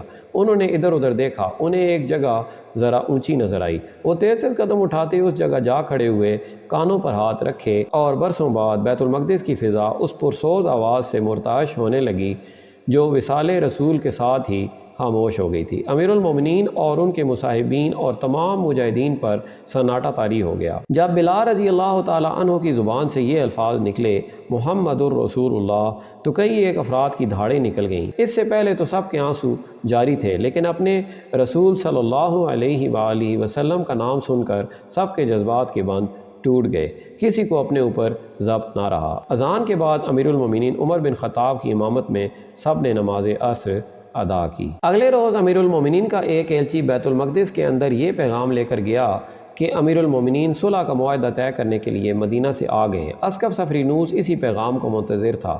وہ اپنے ساتھ چند آدمیوں کو لے کر باہر آ گیا۔ معاہدے کی شرائط طے ہوئیں اور اسقف نے شہر کی چابی امیر المومنین عمر بن خطاب رضی اللہ تعالی عنہ کے حوالے کر دی۔ معاہدہ جو تحریر ہوا اس کے الفاظ کچھ اس طرح تھے: بسم اللہ الرحمن الرحیم۔ اس معاہدے کے تحت جو خلیفۃ المسلمین عمر بن خطاب اور اسقف بیت المقدس سفرینوس کے درمیان طے پایا ہے، خلیفۃ المسلمین نے اہلیہ بیت المقدس کے باشندوں کو اس معاہدے کی روح سے امن و امان دیا۔ یہ امان اہلیہ کے لوگوں کی جان و مال کے لیے ہے، ان کے گرجوں اور ان کی صلیب کے لیے، ہر عمر ہر مذہب کے فرد کے لیے، تندرست کے لیے، مریض کے لیے بھی ہے۔ کسی گرجے یا کسی دوسرے مذہب کی عبادت گاہ کو فاتحین کی رہائش کے لیے یا کسی اور مقصد کے لیے استعمال نہیں کیا جائے گا۔ نہ انہیں یا ان کے احاطے کے اندر کسی چیز کو نقصان پہنچایا جائے گا، نہ انہیں مسمار کیا جائے گا۔ گرجوں اور دیگر عبادت گاہوں میں سے نہ مال اٹھایا جائے گا، نہ کوئی اور چیز۔ غیر مسلموں پر مسلمانوں کی طرف سے مذہب کے معاملے میں کسی قسم کا جبر نہیں کیا جائے گا، نہ ان کے ساتھ ناگوار سلوک کیا جائے گا۔ البتہ اہلیہ میں یہودی نہیں رہ سکیں گے۔ یہ فرض اہلیہ کے باشندوں پر عائد ہوتا ہے کہ وہ یہودیوں، رومیوں اور جرائم پیشہ افراد کو شہر سے نکال دیں۔ اہلیہ کے تمام شہری دوسرے شہروں کے لوگوں کی طرح جزیہ ادا کریں گے۔ شہر سے ہمیشہ کے لیے چلے جانے والوں کی جان و مال کا تحفظ ان کی اگلی پناہ گاہ تک دیا جائے گا۔ اوپر جن ملکوں کا ذکر آیا ہے انہیں چھوڑ کر باقی تمام دوسرے ملکوں کے لوگ، جو لوگ اس شہر میں رہنا چاہتے ہیں، رہ سکتے ہیں، انہیں بھی جزیہ ادا کرنا ہوگا۔ اگر اس شہر کا کوئی باشندہ شہر سے جانے والے رومیوں کے ساتھ جانا چاہے تو وہ خود یا اپنے خاندان کے ساتھ جا سکتا ہے۔ وہ اپنا جس قدر مال و اموال اپنے ساتھ لے جا سکتا ہے لے جائے۔ ان کی کھیتیوں میں جو فصل ہے اس کی حفاظت مسلمانوں کے خلیفہ کی ذمہ داری ہے۔ فصل کے مالک وہی ہیں جنہوں نے بوئی تھی۔ شرط یہ ہے کہ وہ جزیہ ادا کریں اور فصل کاٹنے کے لیے آ جائیں۔ اس معاہدے پر امیر المومنین عمر نے اپنی مہر لگائی۔ اسقف سفرینوس نے اپنے دستخط کیے اور گواہوں کے طور پر خالد بن ولید، عمر بن العاص، عبد الرحمن بن عوف اور معاویہ بن ابی سفیان نے دستخط کیے۔ اس کے فوراً بعد امیر المومنین نے ابو عبیدہ اور خالد بن ولید رضی اللہ تعالی عنہ کو حکم دیا کہ وہ اپنے دستوں کے ساتھ شام کے شمالی علاقوں میں چلے جائیں، جہاں کچھ جگہوں پر رومی ابھی تک قلعہ بند تھے۔ جاسوسوں نے اطلاع دی تھی کہ شہنشاہ ہرقل شام کی سرحد سے تو نکل گیا ہے، لیکن اس کی جو فوج ابھی شام میں موجود ہے اس کے لیے ہرقل کمک تیار کر رہا ہے۔ امیر المومنین عمر بن خطاب، عمر بن العاص اور شرحبیل بن حسنہ کو ساتھ لے کر بیت المقدس میں داخل ہوئے۔ اسقف سفرینوس نے ان کا استقبال کیا۔ ایک روز پہلے صلح نامے پر دستخط ہو چکے تھے اور سفرینوس نے صلح نامہ شہر کے باشندوں کو پڑھ کر سنایا۔ لوگوں پر اس سے پہلے خوف و ہراس طاری تھا۔ انہوں نے پہلے فاتحین کا ظلم و تشدد دیکھا تھا۔ رومی جب بیت المقدس میں آئے تھے تو شہنشاہ ہرقل کے حکم سے اس شہر کے باشندوں پر قیامت ٹوٹ پڑی تھی۔ لوگوں کو سرکاری مذہب قبول کرنے کا حکم دیا گیا تھا۔ اتنی آسانی سے اپنا مذہب کون تبدیل کرتا ہے؟ جن لوگوں نے ہرقل کا مذہب قبول نہ کیا ان کے ناک کان کاٹ دیے گئے اور ان کے گھر مسمار کر دیے گئے تھے۔ انہیں فوج میں جبری طور پر بھرتی کر لیا گیا تھا۔ اس کے علاوہ وہ محکوموں اور مظلوموں جیسی زندگی گزار رہے تھے۔ مسلمانوں سے تو وہ اور زیادہ خوفزدہ تھے۔ انہیں بتایا گیا تھا کہ مسلمان جس شہر کو فتح کرتے ہیں وہاں کے رہنے والوں کو زبردستی مسلمان بناتے ہیں۔ گھر لوٹ لیتے اور خوبصورت عورتوں کو اپنے ساتھ لے جاتے ہیں۔ بیت المقدس کے باشندوں نے رومی فوج کے سپاہیوں کی زبانی سنا تھا کہ مسلمان بڑے ظالم ہیں۔ یہ سپاہی دراصل میدان جنگ کی باتیں سناتے تھے اور شہری یہ سمجھ کر خوف زدہ تھے کہ مسلمان وحشی اور خونخوار ہیں۔ وہ نہیں جانتے تھے کہ مسلمان صرف میدان جنگ میں خونخوار ہیں۔ بیت المقدس کے شہریوں نے جب معاہدے کی تحریر سنی، پھر یہ دیکھا کہ مسلمان فوج نے کسی شہری کی طرف دیکھا تک نہیں، تو وہ خوشیاں منانے لگے۔ امیر المومنین نے علقمہ بن مجرز کو بیت المقدس کا حاکم یا امیر مقرر کیا۔ اسقف صفرینوس نے امیر المومنین عمر بن خطاب کو شہر کی سیر کرائی، انہیں قدیم تہذیبوں اور قوموں کے آثار دکھائے، یہودیوں اور عیسائیوں کی عبادت گاہیں دکھائیں۔ بیت المقدس میں ایسے بے شمار آثار تھے، ان میں محراب داؤد بھی ہے اور صخرہ یعقوب بھی۔ یہ وہ پتھر ہے جس کے متعلق روایت ہے کہ رسول اکرم صلی اللہ علیہ وآلہ وسلم اس پر کھڑے ہوئے اور معراج کو گئے تھے۔ شہر میں گھومتے پھرتے امیر المومنین کلیسائے قیامت کے سامنے سے گزرے۔ ظہر کی نماز کا وقت ہو گیا، انہوں نے ادھر ادھر دیکھا کہ نماز کی کوئی جگہ مل جائے۔ خلیفۃ المسلمین اسقف صفرینوس نے التجا کی، میرے لیے یہ بات باعث فخر ہوگی کہ آپ کلیسا کے اندر نماز پڑھیں۔ نہیں، خلیفہ عمر نے کہا، میں اس کلیسا کا احترام کرتا ہوں، لیکن میں اس میں نماز نہیں پڑھوں گا کہ یہ صلح کے معاہدے کی خلاف ورزی ہوگی۔ اگر میں نے آج آپ کے کہنے پر یہاں نماز پڑھ لی تو میرے بعد مسلمان اس کو رسم بنا لیں گے اور کلیسا میں نماز پڑھنے کو اپنا حق بنا لیں گے۔ کلیسائے قیامت وہ جگہ ہے جہاں حضرت عیسیٰ کو مصلوب کیا گیا تھا، یہاں یہ کلیسا تعمیر کیا گیا تھا۔ اس سے آگے کلیسائے قسطنطین تھا۔ اسقف نے اس کے دروازے میں مصلی بچھا دیا، لیکن امیر المومنین نے وہاں بھی نماز نہ پڑھی، انہوں نے نماز مسجد اقصی میں پڑھی۔ محترم اسقف، امیر المومنین عمر بن خطاب نے صفرینوس سے پوچھا، رومی آپ کا ساتھ کیوں چھوڑ گئے ہیں؟ ان کا سالار اتریبون کہاں گیا؟ سنا تھا وہ ہرکل کا ہم پلہ ہے۔ بھاگ گیا، صفرینوس سے جواب دیا، بھاگ گیا۔ کوئی شک نہیں کہ وہ ہرکل کا ہم پلہ تھا، اس نے آپ کو شکست دینے کے لیے بڑے اچھے منصوبے بنائے تھے۔ اس نے کیساریہ کے سالار کو آپ کی فوج کے مقابلے کے لیے تیار کیا تھا، لیکن آپ کے سالاروں کی چال نے اتریبون کے منصوبے تباہ کر دیے۔ اس سے پہلے وہ آپ کی فوج کے مقابلے میں نہیں آیا تھا، وہ دیکھ رہا تھا کہ اس کی فوج میں لڑنے کا جذبہ ختم ہو گیا تھا۔ یرموک اور دوسری جنگوں سے بھاگے ہوئے بہت سے سپاہی یہاں آ گئے تھے، انہوں نے یہاں کی فوج کو ایسی باتیں سنائی تھیں جن سے سب کا جذبہ اور حوصلہ بری طرح متاثر ہوا۔ اتریبون نے اپنی فوج کو تیار کر لیا تھا، اسے جب اطلاع ملی کہ مسلمانوں نے کیساریہ کو محاصرے میں لے لیا ہے تو وہ اپنی فوج کو ساتھ لے کر کیساریہ کا محاصرہ توڑنے کے لیے نکلا، لیکن آپ کے کسی سالار نے اسے راستے میں روک لیا۔ اس نے پہلی بار مسلمانوں سے ٹکر لی اور اپنی بہت سی فوج مروا کر بری حالت میں واپس آیا۔ وہ جو اپنے ہارے ہوئے سالاروں کو بزدل کہتا تھا اور جس نے بیت المقدس کے دستوں کو لڑنے کے لیے تیار کیا، وہ خود بزدل بن گیا اور اس کا اپنا حوصلہ جواب دے گیا۔ اس نے یہاں سے خزانہ نکالنا شروع کر دیا اور سمندر کے راستے قسطنطنیہ لے گیا۔ زیادہ تر فوج بھی اس کے ساتھ چلی گئی۔ یہ فوج برائے نام تھی جو میں نے قلعے کی دیوار پر کھڑی کر دی تھی۔ میں نے آپ کے ساتھ معاہدہ کرنے کی شرائط اس لیے پیش کی تھی کہ جو فیصلہ خلیفہ کر سکتے ہیں وہ سالار نہیں کر سکتے۔ میں اس شہر کو اور اس کے باشندوں کے جان و مال کو بچانا چاہتا تھا۔ اسقف صفرینوس نے عمر بن خطاب کو یہ نہ بتایا کہ اتریبون اور صفرینوس نے مل کر بیت المقدس سے نہ صرف خزانہ نکالا تھا بلکہ گرجوں کے سونے اور چاندی کے بیش قیمت ضروب بھی نکلوا لیے تھے، ان میں صلیب اعظم بھی تھی۔ صفرینوس نے امیر المومنین کو مدینہ سے اس لیے بلوایا تھا کہ وہ خزانہ، ضروب، رومی فوج اور اس کا سامان و اموال نکلوانے کے لیے وقت حاصل کرنا چاہتا تھا۔ جتنے وقت میں امیر المومنین پہنچے تھے اتنے وقت میں بیت المقدس سے وہ سب کچھ نکل گیا تھا جو صفرینوس اور اتریبون نکالنا چاہتے تھے۔ اپریل 637 عیسوی ربیع الاول 16 ہجری کے دن تھے جب خلیفۃ المسلمین عمر بن خطاب بیت المقدس میں 10 دن قیام کر کے رخصت ہوئے۔ رخصت ہونے سے پہلے انہوں نے تفصیل سے جائزہ لیا تھا کہ رومی کہاں کہاں موجود ہیں۔ مجموعی طور پر رومی شکست کھا چکے تھے، ان کا شہنشاہ ہرکل شام سے رخصت ہو چکا تھا، رومی فوج کے نامی گرامی سالار مارے جا چکے تھے۔ کچھ اہم مقامات تھے جن پر ابھی تک رومیوں کا قبضہ تھا، وہاں سے رومیوں کو نکالنا ضروری تھا۔ ایسے مقامات میں ایک کا نام کیساریہ تھا جو بحیرہ روم کی بندرگاہ تھی، یہاں سے رومیوں کو نکالنا بہت ضروری تھا کیونکہ رومیوں کا بحری بیڑا ابھی بالکل صحیح حالت میں موجود تھا اور یہ بیڑا بڑا طاقتور تھا۔ اسے رومی مسلمانوں کے خلاف استعمال نہیں کر سکتے تھے کیونکہ مسلمانوں نے سمندری لڑائی نہیں لڑنی تھی۔ البتہ یہ بیڑا کمک لانے کے لیے استعمال ہو سکتا تھا، کمک اتارنے کے لیے کیساریہ کی بندرگاہ استعمال ہوتی تھی۔ امیر المومنین کے حکم کے مطابق کیساریہ سے پہلے بیت المقدس کو محاصرے میں لیا گیا تھا۔ بیت المقدس لے لیا گیا تو امیر المومنین نے یزید بن ابو سفیان کو حکم دیا کہ وہ کیساریہ کو محاصرے میں لے لے۔ ابن ابو سفیان عمر نے انہیں کہا، مت سوچنا کہ تو اس قلعے کو فوراً سر کر لے گا، بہت مضبوط قلعہ بند جگہ ہے، رومی یہ جگہ اتنی آسانی سے نہیں دیں گے۔ ہلے بول بول کر اپنی طاقت ضائع نہ کرتے رہنا۔ کساریہ میں رومیوں کی تعداد زیادہ ہے اور وہاں رسد کی بھی کمی نہیں۔ دشمن یہی خواہش کرے گا کہ تو اس کے قلعے کی دیواروں سے ٹکراتا رہے اور اتنا کمزور ہو جائے کہ تو محاصرہ اٹھا لے، یا تجھے کمزور پا کر دشمن باہر آ جائے اور تیرے دستوں پر ایسا حملہ کر دے کہ تو پسپا بھی نہ ہو سکے۔ تجھ پر اللہ کی رحمت ہو ابو سفیان۔ عمر نے کہا رومیوں کو کمک مل گئی تو ہمارے لیے بہت بڑی مشکل پیدا ہو جائے گی۔ محاصرے کو طول دو اور کمک کو روکے رکھو۔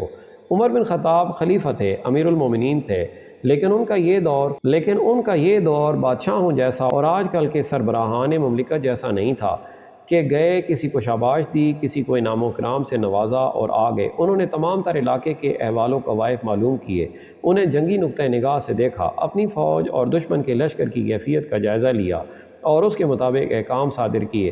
ان کے مطابق سالار اپنے اپنے مقامات پر چلے گئے۔ شام کے شمالی علاقوں میں رومی کئی جگہ کالہ بند تھے۔ انہیں امید تھی کہ ہرکل جہاں کہیں بھی ہے کمک ضرور بھیجے گا۔ مسلمان اس کوشش میں تھے کہ رومیوں کی کمک نہ آ سکے۔ اس کوشش کی ایک کڑی یہ تھی کہ یزید اپنے دستوں کو ساتھ لے کر کیساریہ روانہ ہو گئے اور اس شہر کو جو بندرگاہ بھی تھی محاصرے میں لے لیا۔ سالار عمرو بن العاص اور شرحبیل بن حسنہ فلسطین اور اردن کو روانہ ہو گئے۔ ان کے ذمہ یہ کام تھا کہ جن علاقوں سے انہوں نے رومیوں کو بے دخل کیا تھا ان علاقوں پر قبضہ کر کے شہری انتظامیہ اور محصولات کے نظام کو بحال اور رواں کیا جائے اور ان جگہوں کے دفاع کو بھی مستحکم کیا جائے۔ رومیوں کی طرف سے جوابی حملے کا امکان موجود تھا۔ سپہ سالار ابو عبیدہ دمشق کو اپنا مرکز بنانے کے لیے چلے گئے۔ ان کے ساتھ مجاہدین کی جو فوج تھی اس کی نفری 17,000 تھی۔ کنسرین ایک قلعہ بند مقام تھا جس میں رومی فوج موجود تھی۔ ابو عبیدہ اس قلعے کو محاصرے میں لے کر وہاں سے رومیوں کو نکالنے جا رہے تھے۔ یہ ایک مضبوط قلعہ تھا جس میں رومیوں کی تعداد خاصی زیادہ تھی۔ ابن الولید مجاہدین کی فوج کے ہراول میں تھے۔ ان کے ساتھ 4,000 گھڑ سواروں کا مخصوص رسالہ تھا جو گھوم پھر کر لڑنے کے لیے تیار کیا گیا تھا۔ کنسرین میں ایک مشہور رومی سالار منیاس تھا۔ اس نے دیکھ بھال کے لیے دور دور تک اپنے آدمی پھیلا رکھے تھے۔ ان میں سے ایک آدمی سرپٹ گھوڑا دوڑاتا آیا اور سیدھا منیاس کے پاس گیا۔ اس نے منیاس کو بتایا کہ مسلمانوں کا ایک لشکر آ رہا ہے جس کے ہراول میں گھڑ سوار ہے۔ اس نے تعداد 3 اور 4,000 کے درمیان بتائی اور یہ بھی بتایا کہ ہراول کتنی دور ہے۔ منیاس نے بڑی عجلت سے اپنی فوج کو تیار کیا۔ سلطنت روما کی عظمت کے پاسبانوں، اس نے اپنی فوج کے حوصلے میں جان ڈالنے کے لیے جوشیلے انداز میں کہا، وہ بزدل تھے جنہوں نے اپنے اوپر عرب کے بتوں کا خوف طاری کر لیا۔ تم میں عیسائی عرب بھی ہیں، اگر مسلمان اتنے بہادر ہیں تو تم بھی اتنے ہی بہادر ہو۔ عرب کے مسلمان تم میں سے ہیں، تم بھی اسی ریت کی پیداوار ہو۔ اور رومیوں، اس دن کو یاد کرو جب تم فاتح کی حیثیت سے اس سرزمین پر آئے تھے۔ تمہارے باپ اور دادا تھے۔ تصور میں لاؤ کہ اس وقت ان کے سر کتنے اونچے اور سینے کتنے چوڑے تھے، اور آج سوچو ان کی روحوں کو کتنی شرمساری ہو رہی ہوگی۔ مت سوچو کہ شہنشاہ ہرکل بھاگ گیا ہے۔ روم کی عظمت کو، صلیب اعظم کو اور بیت المقدس کی آن کو اپنے سامنے رکھو۔ پھر سامنے رکھو اپنے سالار اتریبون کی بے غیرتی کو، جس نے عیسیٰ کے شہر یسوع مسیح کے مسکن کو تمہارے مظہر اور تمہارے عقیدوں کے دشمن کے حوالے کر دیا۔ تصور میں لاؤ اپنی بیٹیوں اور اپنی عورتوں کو جو اب مسلمانوں کے بچے پیدا کریں گی۔ اپنے آپ کو دیکھو، تم ہار گئے تو باقی عمر کے لیے مسلمانوں کے غلام بن جاؤ گے۔ آج تم کس شان سے، کیسے جاہ و جلال سے گھوڑوں پر سوار ہوتے ہو۔ تم نے اگر ہتھیار ڈال دیے تو تم گھوڑے کی سواری کو بھی ترسو گے۔ تم استبل کے ملازم ہوگے اور گھوڑوں کی غلاظت صاف کیا کرو گے۔ مت خون گرما ہمارا اے سالار، ایک سوار نے بڑی ہی بلند آواز میں کہا۔ کیا تو سمجھتا ہے کہ ہم لڑنے سے منہ موڑ گئے ہیں؟ کیا تجھے ہماری جرأت اور غیرت پر شک ہے؟ اے تنو مند گھوڑے کے بہادر سوار، منیاس نے کہا، میں شک کیوں نہ کروں؟ ہمارا کون سا سالار ہے جو میدان سے نہیں بھاگا یا مارا نہیں گیا؟ اتریبون جو ہرکل کا ہم پلہ تھا کتنے دعوے کرتا تھا مسلمانوں کو کچل دینے کے، اب وہ کہاں ہے؟ ایک دن بھی نہیں لڑا اور ایلیا بیت المقدس سے بغیر لڑے بھاگ گیا۔ کیا اسقف اعظم صفرینوس کو تم اپنا مذہبی پیشوا مانو گے، جس نے قلعے سے باہر جا کر مسلمانوں کے خلیفہ کا استقبال کیا اور اسے کہا کہ کلیسائے قیامت میں نماز پڑھو؟ اس نے یہ بھی نہ سوچا کہ اپنی عبادت گاہ اپنے مذہب کے دشمن کے حوالے کر رہا ہے۔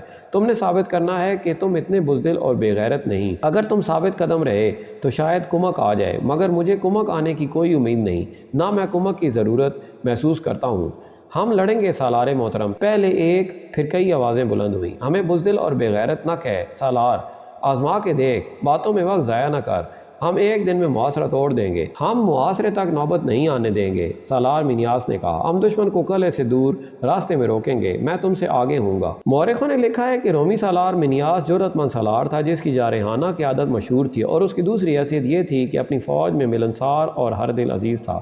وہ سپاہیوں سے محبت اور شفقت سے پیش آتا اور سپاہی اس سے محبت کرتے تھے۔ اسے اتنی جوشیلی اور جذباتی تقریر کرنے کی ضرورت ہی نہیں تھی۔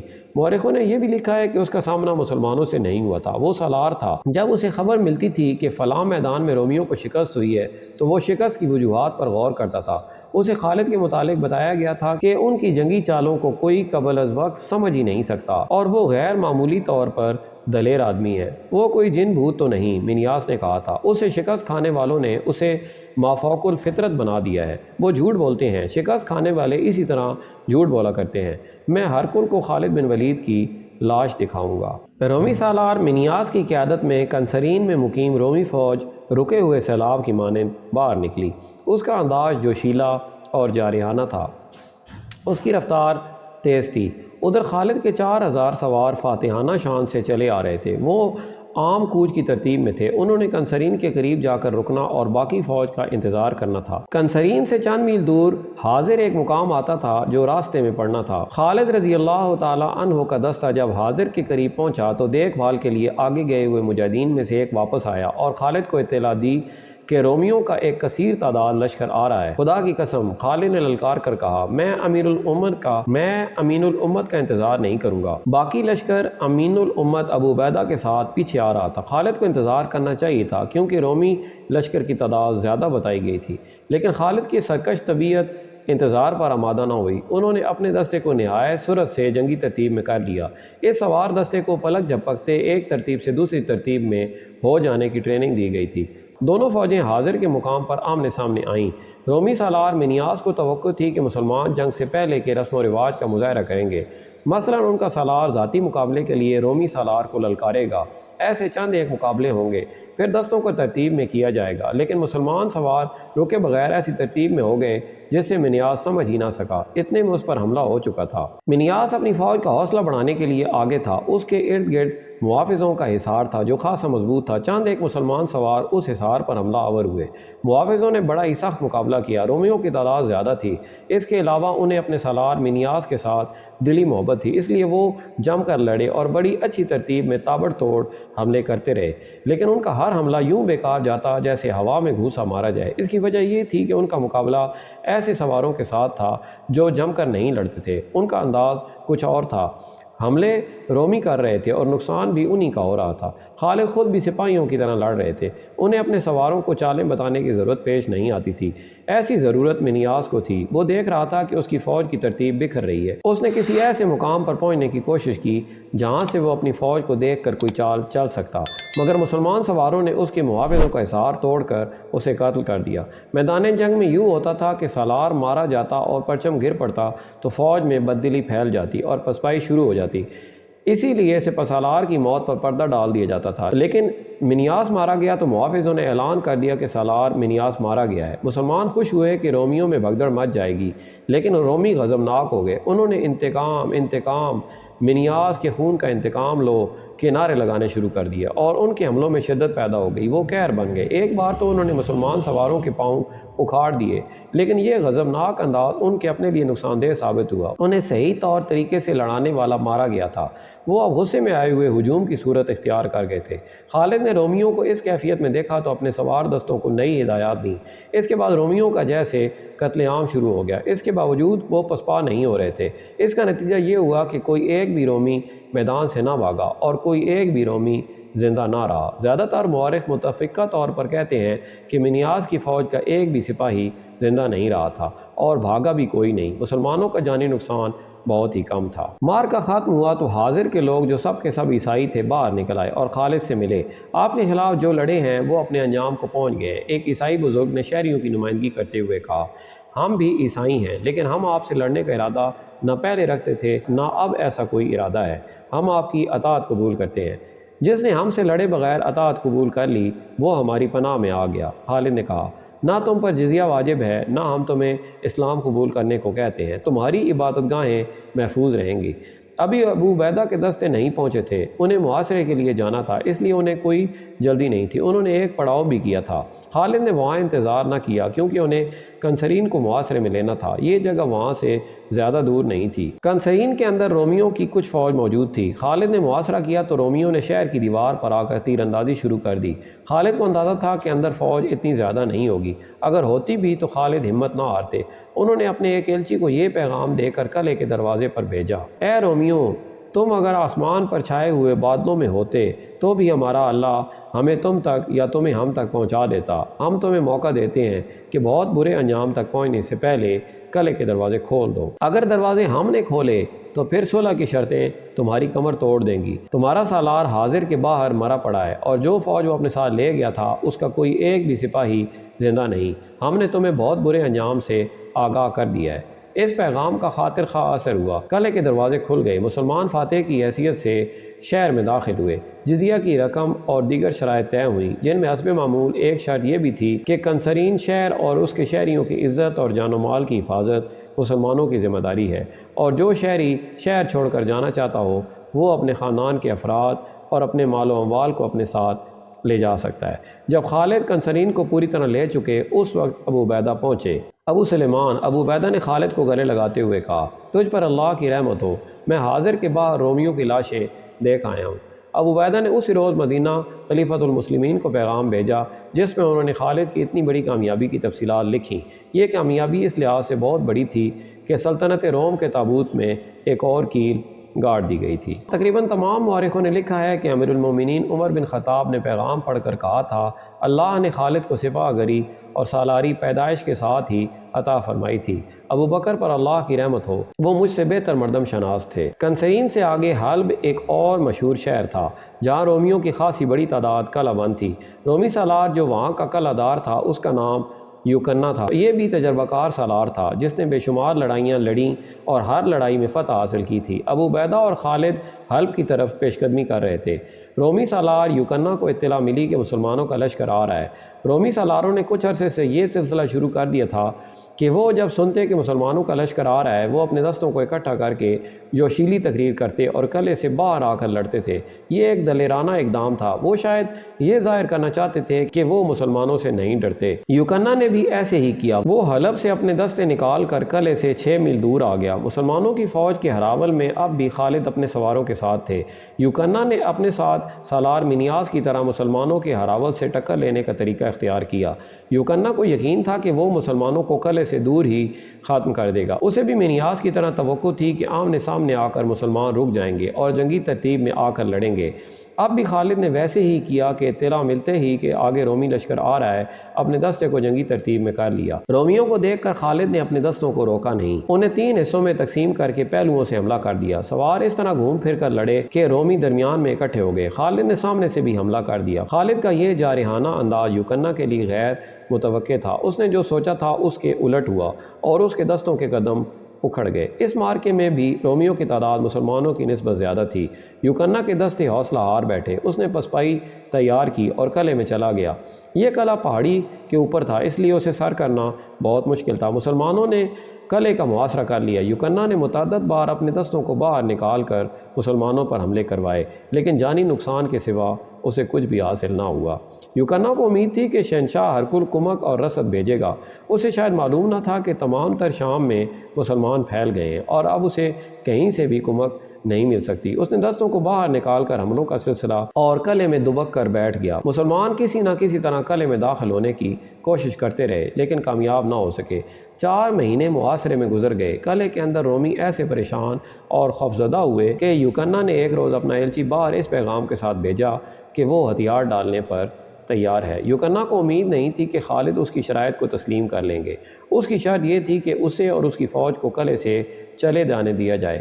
اس کے ایلچی نے جب واپس آ کر بتایا کہ مسلمانوں نے اس کی شرط مان لی ہے تو وہ حیران رہ گیا۔ نہیں، اس نے کہا، ایسا نہیں ہو سکتا کہ فاتح اس فوج کو بخش دے جس نے اس کے آگے ہتھیار ڈالے ہوں۔ میں جانتا ہوں کیا ہوگا۔ جب نہتے سپاہی باہر نکلیں گے تو مسلمان انہیں قتل کر دیں گے۔ آخر وہ وقت آ گیا جب یوکنہ کے دستے بغیر ہتھیاروں کے باہر نکلے اور مسلمانوں کی فوج کے درمیان سے گزر گئے۔ یوکنہ کو سب سے پہلے نکلنا چاہیے تھا لیکن وہ آخر میں باہر نکلا۔ خالد قلعے میں گئے تو یوکنہ نے ان کا استقبال کیا۔ اے رومی سالار، خالد نے کہا، تو جا سکتا ہے۔ ابن ولید یکنہ نے کہا، میں نہیں جاؤں گا، اگر میں تمہارے ساتھ رہنا چاہوں تو مجھے کیا شرط پوری کرنی پڑے گی؟ اسلام قبول کر لے۔ خالد نے کہا، پھر تیری حیثیت یہی رہے گی جو اب ہے۔ بے شک یہی میری خواہش تھی، یکنہ نے کہا۔ اس نے خالد کے ہاتھ پر اسلام قبول کر لیا اور اگلے ہی مارکے میں اس نے ثابت کر دیا کہ وہ اسلام کا وفادار سالار ہے۔ انطاکیہ شام کا ایک بڑا شہر تھا۔ اس کی اہمیت یہ تھی کہ شہنشاہ ہرقل نے اسے اپنا ہیڈ کوارٹر بنایا تھا۔ یہیں سے وہ احکام، کمک اور رسد وغیرہ اپنی فوج کو بھجواتا تھا۔ ہرقل اب وہاں نہیں تھا، وہ شام کی سرحد سے جا چکا تھا اور غالباً قسطنطنیہ میں تھا، لیکن انطاکیہ میں رومی فوج اور ہیڈ کوارٹر موجود تھا۔ وہاں سے رومیوں کو نکالنا لازمی تھا، اس سے شام کی فتح مکمل ہو جاتی۔ ابو عبیدہ نے انطاکیہ کی طرف پیش قدمی کا حکم دے دیا۔ حسب معمول خالد اپنے گھڑ سوار دستے کے ساتھ ہراول میں جا رہے تھے۔ انطاکیہ چونکہ رومیوں کا آخری بڑا قلعہ اور اہم مقام رہ گیا تھا اور وہ رومی فوج کا مرکز بھی تھا، اس لیے توقع تھی کہ وہاں یرموک جیسا خونریز معرکہ ہوگا۔ ابو عبیدہ اور خالد نے اپنے مجاہدین کو آگاہ کر دیا تھا کہ آگے کیا خطرہ ہے۔ سب سے بڑا خطرہ تو یہ تھا کہ مجاہدین کی اس فوج کو مدینہ سے نکلے 4 سال ہو چلے تھے اور وہ مسلسل لڑ رہے تھے۔ جہاں تک جسموں کا تعلق تھا وہ ختم ہو چکے تھے، اب تو یہ روح کی قوت تھی جو انہیں انسانی سطح سے بہت اوپر لے گئی تھی۔ انہوں نے اپنے آپ کو اللہ کے سپرد کر دیا تھا۔ انہیں آرام نہیں ملتا تھا۔ دن تلواروں کی جھنکار، تیروں کے زناٹوں، برچھیوں کے وار روکنے اور وار کرنے میں گزر جاتا اور راتیں اپنے زخمی ساتھیوں کی کربناک آوازوں میں گزرتی تھیں۔ وہ باطل کی ایک چٹان کو توڑتے تو ایک اور چٹان سامنے آن کھڑی ہوتی تھی۔ وہ آخر گوشت پوست کے انسان تھے اور یہ گوشت پوست تھکن سے ٹوٹ پھوٹ گیا تھا۔ دشمن ان کی اس جسمانی کیفیت سے آگاہ تھا اور یہی ایک خطرہ تھا جو سالار محسوس کر رہے تھے۔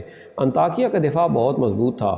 جاسوسوں کی لائی ہوئی اطلاعیں سالاروں کو پریشان کر رہی تھیں، مگر رکنا اور انتظار کرنا بھی خطرناک تھا۔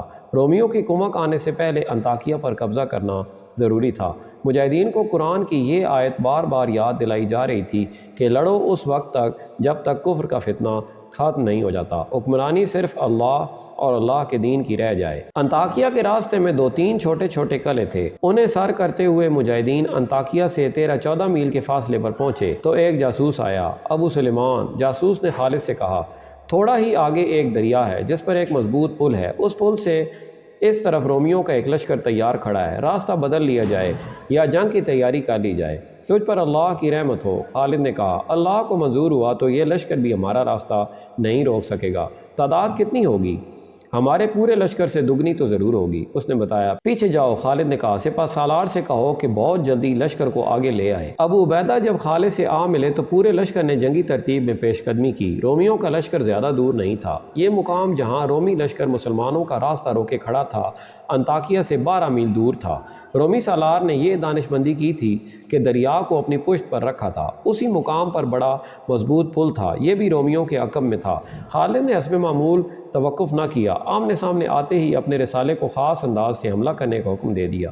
اس سے ان کا مقصد یہ تھا کہ رومیوں کی ترتیب بکھر جائے یا وہ سکڑ جائیں۔ اس خصوصی رسالے کے سوار ضرب لگاؤ اور ادھر ادھر ہو جاؤ کے اصول پر حملے کرتے تھے۔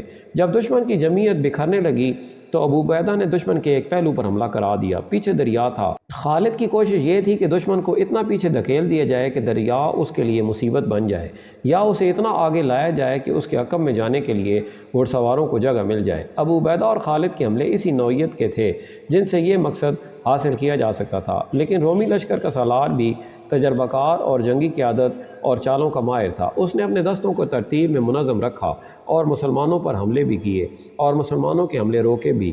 اس طرح جنگ زیادہ سے زیادہ خونریز ہوتی چلی گئی۔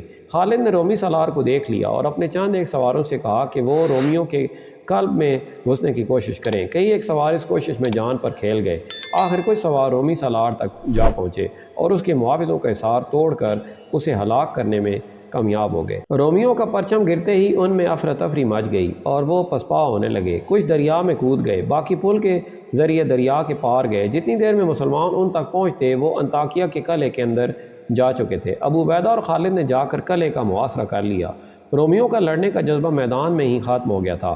قلعے میں انہوں نے پناہ لی تھی۔ خالد نے کئی بار اعلان کروایا کہ قلعے کے دروازے کھول دیے جائیں ورنہ کسی کی جان بخشی نہیں ہوگی اور کوئی شرط قبول نہیں کی جائے گی۔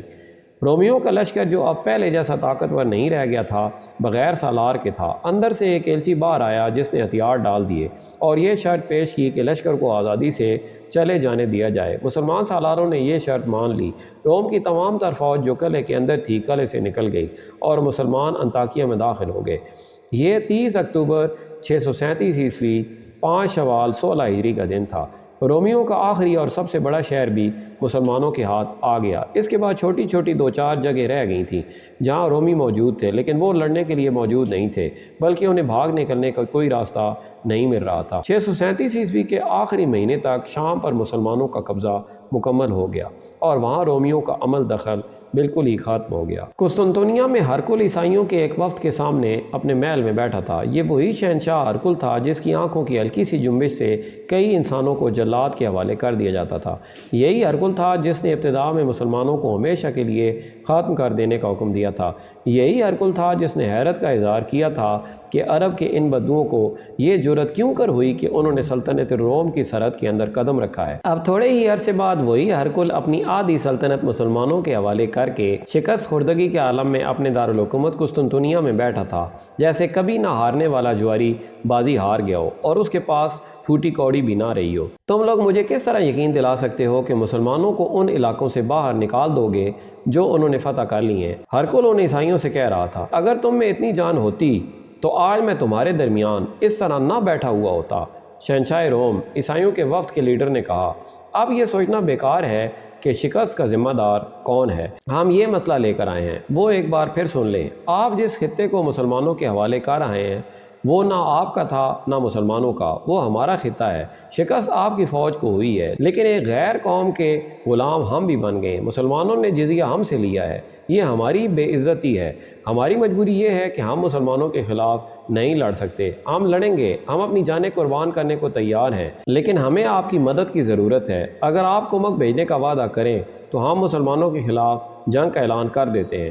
ہرکل ان عیسائیوں کی جو شام کے شمالی علاقے کے رہنے والے تھے یہ باتیں اس طرح سن رہا تھا جیسے یہ لوگ اس سے بھیک مانگنے آئے ہیں اور اسے ان لوگوں کے اس مسئلے کے ساتھ کوئی دلچسپی نہ ہو۔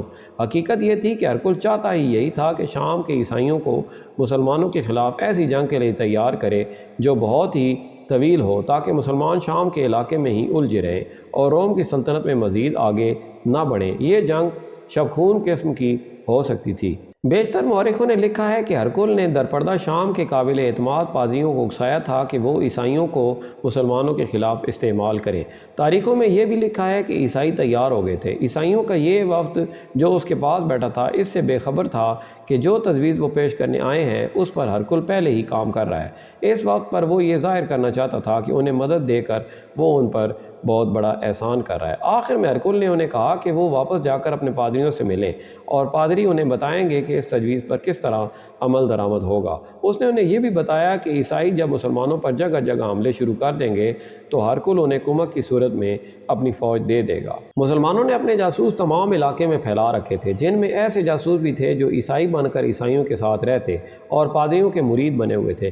ان میں سے بعض شام سے نکل کر جنوبی ترکی تک چلے گئے تھے۔ یہ علاقہ سلطنت روم کا حصہ تھا۔ ایک روز ایک جاسوس نے شمالی شام کے جاسوسوں سے رپورٹیں لے کر ابو عبیدہ کو آ کر بتایا کہ عیسائی وسیع پیمانے پر جنگی تیاریاں کر رہے ہیں اور ہرکل نے انہیں کمک دینے کا وعدہ کیا ہے۔ اس کے بعد 2 جاسوس اور آئے جنہوں نے اسی قسم کی رپورٹیں دیں۔ ان سے بڑی خوفناک صورت سامنے آئی۔ عیسائیوں کا اجتماع بہت زیادہ تھا۔ ابو عبیدہ اور خالد کو احساس تھا کہ عیسائیوں کے خلاف ٹکر بہت خطرناک ہوگی۔ اس کی وجہ یہ تھی کہ رومی جن علاقوں سے بھاگے تھے وہ ان کے نہیں تھے، وہ تو بھاگ کر اپنی باقی سلطنت میں جا پناہ گزین ہوئے تھے۔ یہ خطے دراصل عیسائیوں کے تھے۔ مسلمانوں کی اطاعت قبول کر کے انہیں کوئی معاشرتی یا مذہبی پابندی نہیں تھی، لیکن وہ مسلمانوں کی غلامی قبول کرنے پر آمادہ نہیں تھے۔ لڑائی کی صورت میں اگر انہیں شکست ہوتی تو ان کے لیے کوئی پناہ گاہ نہیں تھی، اس لیے انہوں نے جنگ کی تیاریاں ایسے پیمانے پر کی تھیں جو ان کی فتح کا باعث بن سکتی تھیں۔ جاسوسوں سے پوری رپورٹ لی گئی کہ لڑنے والے عیسائیوں کی تعداد کتنی ہے، ان کے ہتھیار کیسے ہوں گے اور ان کی قیادت کیسی ہوگی۔ خیال کیا جاتا تھا کہ قیادت رومی سالار کریں گے، کیونکہ عیسائیوں کے پاس قیادت کے لیے کوئی سالار نہیں تھا۔ اگر کوئی تھا بھی تو وہ مسلمان سالاروں کی ٹکر کا نہیں ہو سکتا تھا۔ پھر بھی صورتحال جو پیدا ہو گئی تھی وہ مسلمانوں کے لیے بہت بڑے خطرے کا باعث بن سکتی تھی۔ ابو سلیمان ابو عبیدہ نے خالد سے مشورہ لینے کے لیے کہا، شام میں ہماری حکومت نوزائیدہ ہے ہمارے ابھی قدم جمے نہیں۔ اگر ہم نے کوئی خطرہ مول لیا اور حالات ہمارے خلاف ہو گئے تو ہم پسپا ہو کر مدینہ تک زندہ بھی نہیں پہنچ سکیں گے۔ امین الامت خالد نے کہا، سوال ہمارے زندہ رہنے یا نہ رہنے کا نہیں، یہ سوچ کہ اسلام کا زوال شروع ہو جائے گا، تمام فوج شام میں ہے، کیا یہ بہتر نہیں ہوگا کہ ہم امیر المومنین کو اطلاع دے دیں؟ ابو عبیدہ نے پوچھا، اور مدینہ سے کمک بھی مانگ لیں، ہماری تعداد رہ ہی کیا گئی ہے؟ امین الامت خالد نے کہا، مدینہ تک پیغام جاتے اور وہاں سے کمک آتے بہت وقت لگے گا، کیا یہ بہتر نہیں ہوگا کہ ہم ہر جگہ سے فوج ایک مقام پر اکٹھی کر لیں؟ ان جگہوں پر ہم ضرورت کے مطابق فوج رہنے دیں۔ خدا کی قسم میں عیسائیوں کو کھلے میدان میں لا کر لڑانا چاہتا ہوں۔ یہ باتیں حمص میں ہو رہی تھیں، وہاں دوسرے سالار بھی تھے، ان سب کی رائے یہ تھی کہ حمص کے اندر رہیں اور عیسائیوں کو آنے دیں کہ وہ محاصرہ کر لیں۔ ابو عبیدہ کو اکثریت کی رائے کے مطابق فیصلہ کرنا پڑا۔ انہوں نے اپنے ان دستوں کو بھی حمص میں بلا لیا جو ارد گرد کے علاقے میں تھے۔ اس کے ساتھ ہی ابو عبیدہ نے ایک رفتار قاصد کے ہاتھ خلیفۃ الرسول عمر بن خطاب کو پیغام بھیج دیا، جس میں انہوں نے تفصیل سے لکھوایا کہ عیسائیوں نے ہرکل کی پشت پناہی میں کیا صورتحال پیدا کر دی ہے۔ ابو عبیدہ نے یہ بھی لکھوایا کہ وہ حمص میں کالہ بند ہو کر لڑیں گے۔ 638 عیسوی کا سال شروع ہو چکا تھا۔ 1.5 مہینے اور گزر گئے تو ایک روز عیسائیوں کا جمع غفیر حمص آن پہنچا اور شہر کا محاصرہ کر لیا۔ مسلمان اس کے لیے تیار تھے، انہوں نے بڑے لمبے عرصے کے لیے خوراک اور تیروں وغیرہ کا ذخیرہ شہر میں جمع کر لیا تھا۔ عیسائیوں نے مسلمانوں کو کالہ بند دیکھا تو وہ حیران ہوئے کہ کھلے میدان میں لڑنے والی فوج کالہ بند ہو کر لڑنے پر آ گئی ہے۔ اسے عیسائیوں نے مسلمانوں کی کمزوری سمجھا، انہوں نے مسلمانوں کو للکارنا شروع کر دیا، اہل اسلام اب تمہارا مقابلہ عیسائی عربوں سے ہے، ہم رومی نہیں مسلمانوں، ہمت کرو، باہر آ کر لڑو، قلعے کے دروازے کھول دو ورنہ تم میں سے کوئی بھی زندہ نہیں رہے گا، اب ہم جزیہ لیں گے، اسلام کا سورج ڈوب گیا ہے، باہر آؤ اور ہم سے رحم مانگو۔ اور ایسے بے شمار طنزیہ نعرے تھے جو عیسائی لگاتے تھے، مسلمانوں کی طرف سے خاموشی تھی۔ ابو عبیدہ، خالد اور دوسرے سالاروں نے طے کر رکھا تھا کہ وہ باہر نکل کر عیسائیوں پر حملے کریں گے۔ حملوں کی نوبت ہی نہ آئی۔ محاصرے کا چوتھا یا 5واں دن تھا، عیسائیوں میں ہڑبونگ سی وبا ہو گئی، ان پر کوئی مصیبت نازل ہو گئی تھی یا ہو رہی تھی۔ مسلمان جو دیوار پر کھڑے تھے وہ حیرت سے دیکھ رہے تھے کہ انہیں ہوا کیا ہے۔ دور افق سے گرد اٹھنے لگی جو پھیلتی اور اوپر ہی اوپر اٹھتی گئی۔ یہ کسی قافلے کی اڑائی ہوئی گرد نہیں تھی، یہ کسی فوج کی گرد معلوم ہوتی تھی۔ اگر یہ فوج تھی تو عیسائیوں کی ہی ہو سکتی تھی یا یہ رومیوں کی فوج ہو سکتی تھی۔ عیسائیوں میں جو افراتفری بپا ہوئی تھی وہ زیادہ ہو گئی اور وہ لڑنے کی ترتیب میں آنے لگے۔ گرد ابھی دور تھی، عیسائیوں نے تو محاصرہ اٹھا ہی دیا اور وہ بڑی تیزی سے ایک سمت کو روانہ ہو گئے۔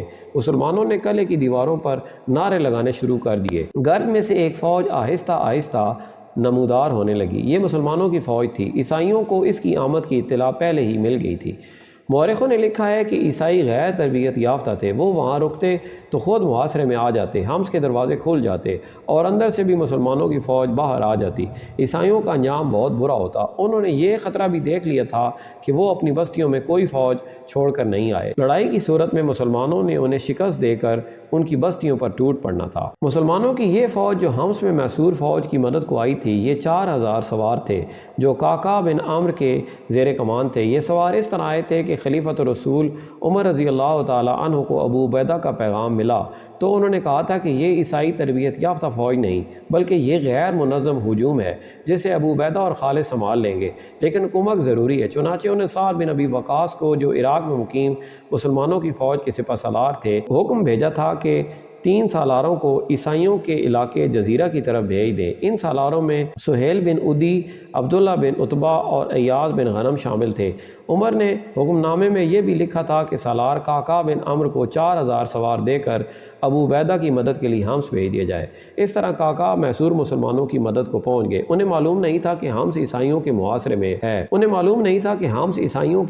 میں ہے، انہیں دیکھ کر ہی عیسائی محاصرہ اٹھا کر چلے گئے۔ امیر المومنین نے ٹھیک کہا تھا کہ یہ عیسائی کوئی منظم فوج نہیں، یہ عیسائیوں نے خود ہی ثابت کر دیا، اور اس کے ساتھ ہی عیسائیوں نے یہ بھی ثابت کر دیا کہ مسلمانوں کو عیسائیوں پر اعتماد نہیں کرنا چاہیے، اور مسلمان ارض شام کی فتح اس وقت تک مکمل نہ سمجھیں جب تک کہ وہ اندرونی خطروں کو بھی۔ عیسائیوں کے اس جنگی اقدام سے واضح ہو گیا تھا کہ ہم مذہب ہونے کی وجہ سے یا مسلمان نہ ہونے کی وجہ سے ان کی دلچسپیاں اور وفاداریاں رومیوں کے ساتھ ہیں۔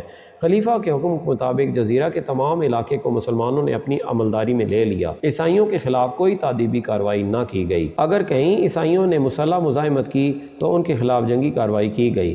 شمالی سرحد کو تخریب کاری سے بچانے کے لیے ابو عبیدہ نے سرحد پار جا کر حملے شروع کر دیے۔ اس سے شام میں امن و امان ہو گیا۔ عمر بن خطاب نے عدل و انصاف میں شہرت پائی ہے۔ عدل فاروقی ضرب المثل کے طور پر استعمال ہوتا ہے۔ ان کے عدل کی لاٹھی سے سب یکساں طور پر ہانکے جاتے تھے۔ ان کی لاٹھی غربت اور امارت، رنگ اور نسل، آقا اور غلام کو نہیں پہچانتی تھی۔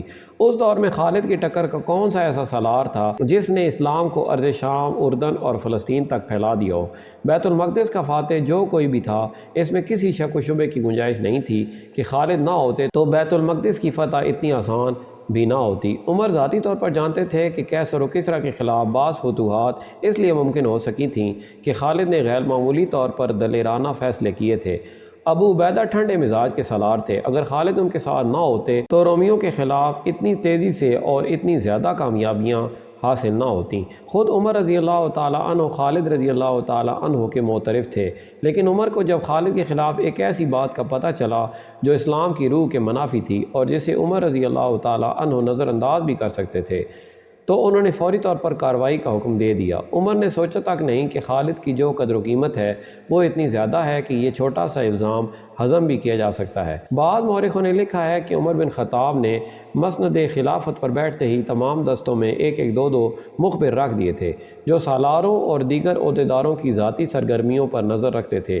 جب شام میں امن و امان ہو گیا اور خالد کو کنسرین کا حاکم بنا دیا گیا تو عمر رضی اللہ تعالیٰ عنہ کو مدینہ میں اطلاع ملی کہ خالد نے ایک شاعر کو جس کا نام اشعث بن قیس تھا 10,000 درہم صرف اس لیے انعام کے طور پر دیے کہ اس نے کنسرین جا کر خالد کی فتوحات کو خراج تحسین پیش کرنے کے لیے ایک قصیدہ پڑھا تھا۔ اشعث بن قیس بنو کندہ کا سردار تھا۔ اس نے شاعری اور مدح سرائی کو پیشہ بنا لیا تھا۔ وہ اور اس جیسے چند اور شاعر سالاروں اور حاکموں وغیرہ کے ہاں جاتے، قصیدے پڑھتے اور تحفے تحائف اور انعام و اکرام وصول کرتے تھے۔ اسی ضمن میں اشعث کنسرین خالد کے ہاں جا پہنچا۔ خالد امیر باپ کے بیٹے تھے، انہوں نے غربت دیکھی ہی نہیں تھی، شہزادوں کی طرح پلے بڑے تھے۔ یہ تو ان کی عظمت تھی کہ صحیح معنوں میں شہزادہ ہوتے ہوئے انہوں نے آدھی عمر میدان جنگ میں پیش قدمیوں میں زمین پر سوتے اور گھوڑے کی پیٹھ پر گزار دی تھی۔ وہ طبعاً خوش ذوق تھے، فیاض تھے، ہر حسین چیز کے دلدادہ تھے۔ انہوں نے اس شاعر کو جو انعام دیا تھا وہ اپنی جیب سے دیا تھا۔ اس وقت سالار اس سے زیادہ امیر ہوتے تھے، جس کی وجہ یہ تھی کہ دشمن کے جس سالار کو وہ ذاتی مبازرت میں شکست دیتے تھے اس کے تمام تر مال و دولت کے خود حقدار ہوتے تھے۔ اس کے علاوہ انہیں مال غنیمت میں سے بھی حصہ ملتا تھا۔ خالد نے دشمن کے بے شمار سالاروں کو ذاتی مقابلوں میں قتل کیا تھا۔ ان کے مال و اموال خالد کے حصے میں آتے تھے۔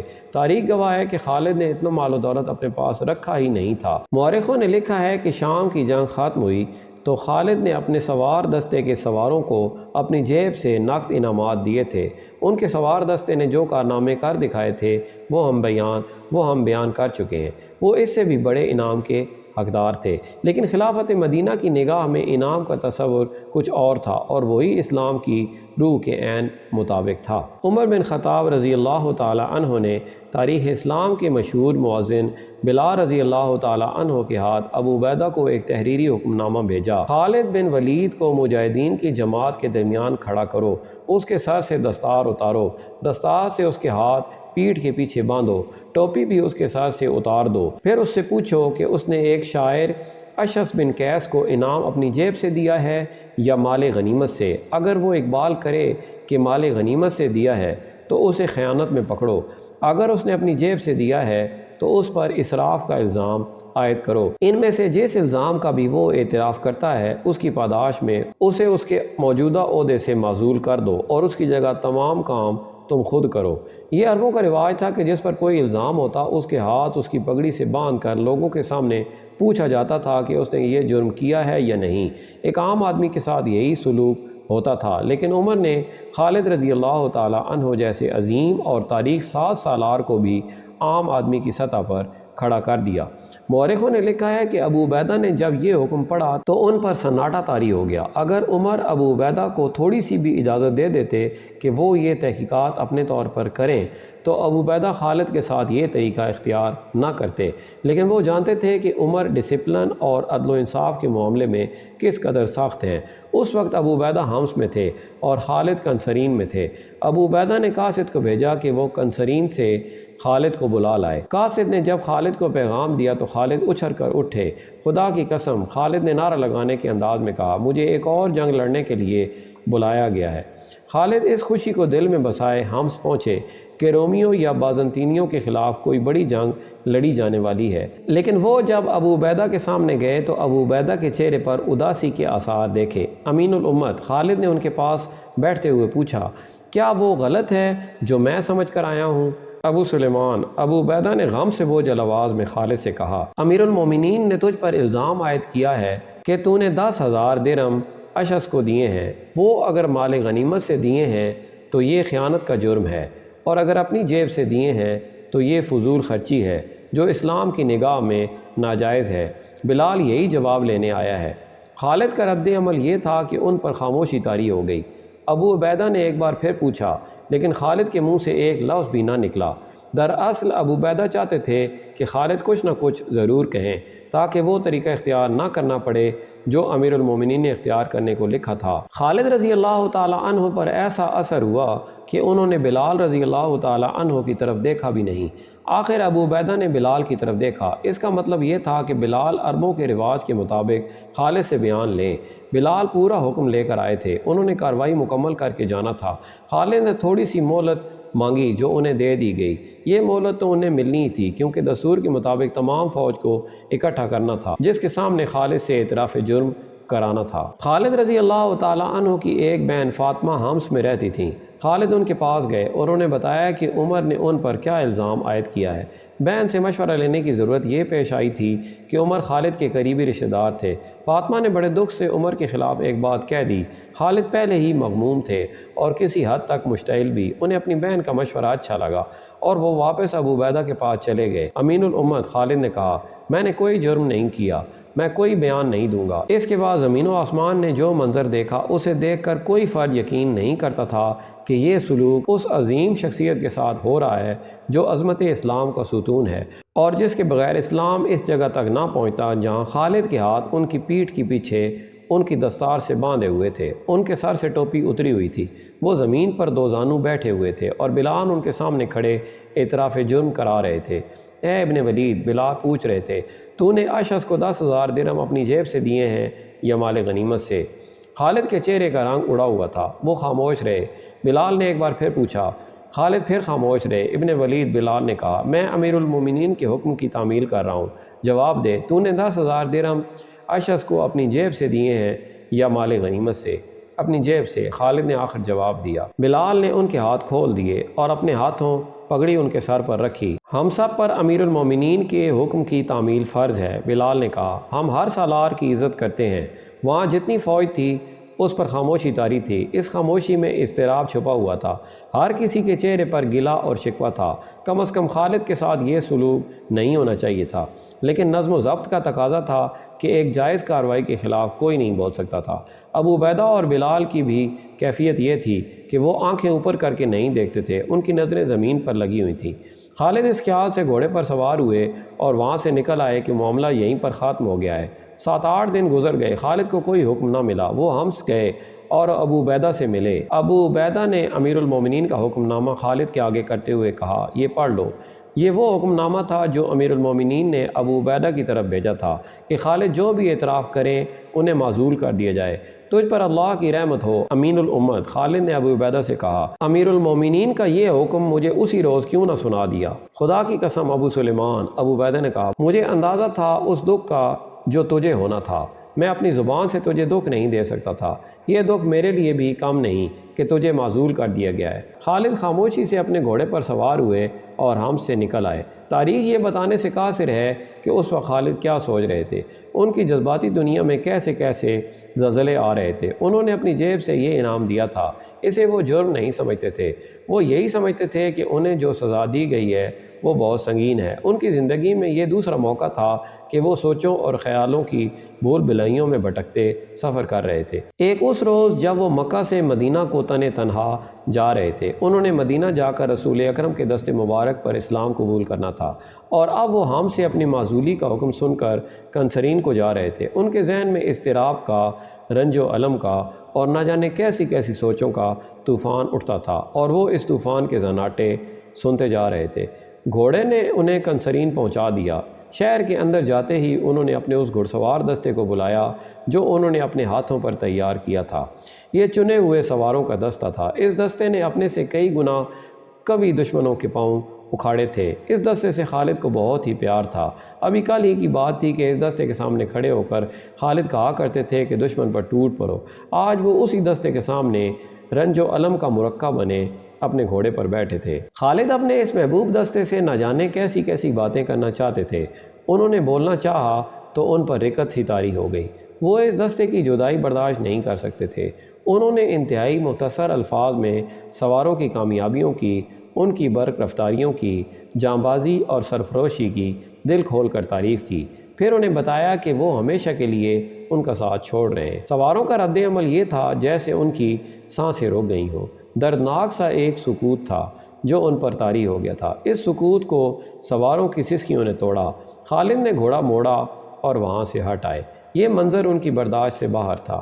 وہاں سے خالد ہمس گئے، تمام مجاہدین سے ملے، بوجھ دل سے سب کو خدا حافظ کہا اور مدینہ کو روانہ ہو گئے۔ خالد مدینہ میں داخل ہوئے، لیکن ایک فاتح سالار کی حیثیت سے نہیں کہ لوگ گھروں سے باہر آ کر ان کا استقبال کرتے۔ ان کی حیثیت ایک سزا یافتہ مجرم کی سی تھی۔ اتفاق سے عمر انہیں ایک گلی میں آتے مل گئے۔ ابو سلیمان، عمر نے خالد کے جنگی کارناموں کو ان الفاظ میں سراہا: تو نے وہ کام کیا ہے جو کوئی اور نہیں کر سکتا تھا، مگر ہر کام اللہ کرتا ہے، اور تو نے جو کام کیا ہے وہ کسی بھی مسلمان کو پسند نہیں آیا۔ خالد نے کہا: اے ابن خطاب، تو نے میرے ساتھ بے انصافی کی ہے۔ کہاں سے آئی یہ دولت کہ تو اسے ناجائز اسراف میں پھینکتا پھرتا ہے؟ عمر نے کہا: ابو سلیمان، کیا تو رومیوں اور فارسیوں جیسا بادشاہ بننا چاہتا ہے؟ خدا کی قسم تو میرے لیے قابل احترام ہے، تو مجھے عزیز ہے، اب تجھے مجھ سے کوئی شکایت نہ ہوگی۔ خدا کی قسم میں کسی سالار، کسی امیر اور کسی حاکم کو بادشاہوں جیسا نہیں بننے دوں گا۔ جس نے جھوٹی مدح کی اس کی جھولی انعام سے بھر دی۔ خالد رضی اللہ تعالیٰ عنہ ایک دو دن مدینہ میں رہ کر کنسرین چلے گئے۔ وہ مدینہ کو ہمیشہ کے لیے چھوڑ گئے تھے۔ اللہ کی تلوار نیام میں بند ہو گئی۔ اس واقعے کے متعلق بہت کچھ کہا جا سکتا تھا، بہت کچھ کہا جا چکا ہے۔ تاریخ دانوں نے اپنی اپنی رائے دی ہے۔ بعض نے عمر کے اس فیصلے کے خلاف لکھا ہے۔ خلفائے راشدین کو رسوا کرنے والوں نے لکھا ہے کہ عمر رضی اللہ تعالیٰ عنہ کے دل میں خالد رضی اللہ تعالیٰ عنہ کے خلاف ذاتی رنجش تھی، جسے انہوں نے یوں مٹایا کہ خلیفہ بنتے ہی خالد کو معزول کر دیا۔ حقیقت کچھ اور تھی۔ اگر ہم آج کے دور کو اور آج کے حکمرانوں کو سامنے رکھ کر سوچیں تو عمر کا یہ فیصلہ اچھا نہیں لگتا، اور اگر ہم اس دور کو تصور میں لائیں اور گہرائی میں جائیں تو ہم اس نتیجے پر پہنچتے ہیں کہ عمر کا فیصلہ صحیح تھا۔ غور کیجئے، عمر نے کہا تھا کہ تم بادشاہ بننا چاہتے ہو۔ بادشاہوں کے انداز یہی ہوتے ہیں کہ جس نے تاریخ میں 2 کلمے کہہ دیے تو اسے انعام و اکرام سے مالا مال کر دیا۔ غور کیجئے، عمر بن خطاب کی نظر آنے والے وقت کے پردے چاک کر کے کتنی دور چلی گئی تھی۔ خلفائے راشدین کے بعد آنے والے خلفاء نے انعام و اکرام کا سلسلہ شروع کر دیا تھا۔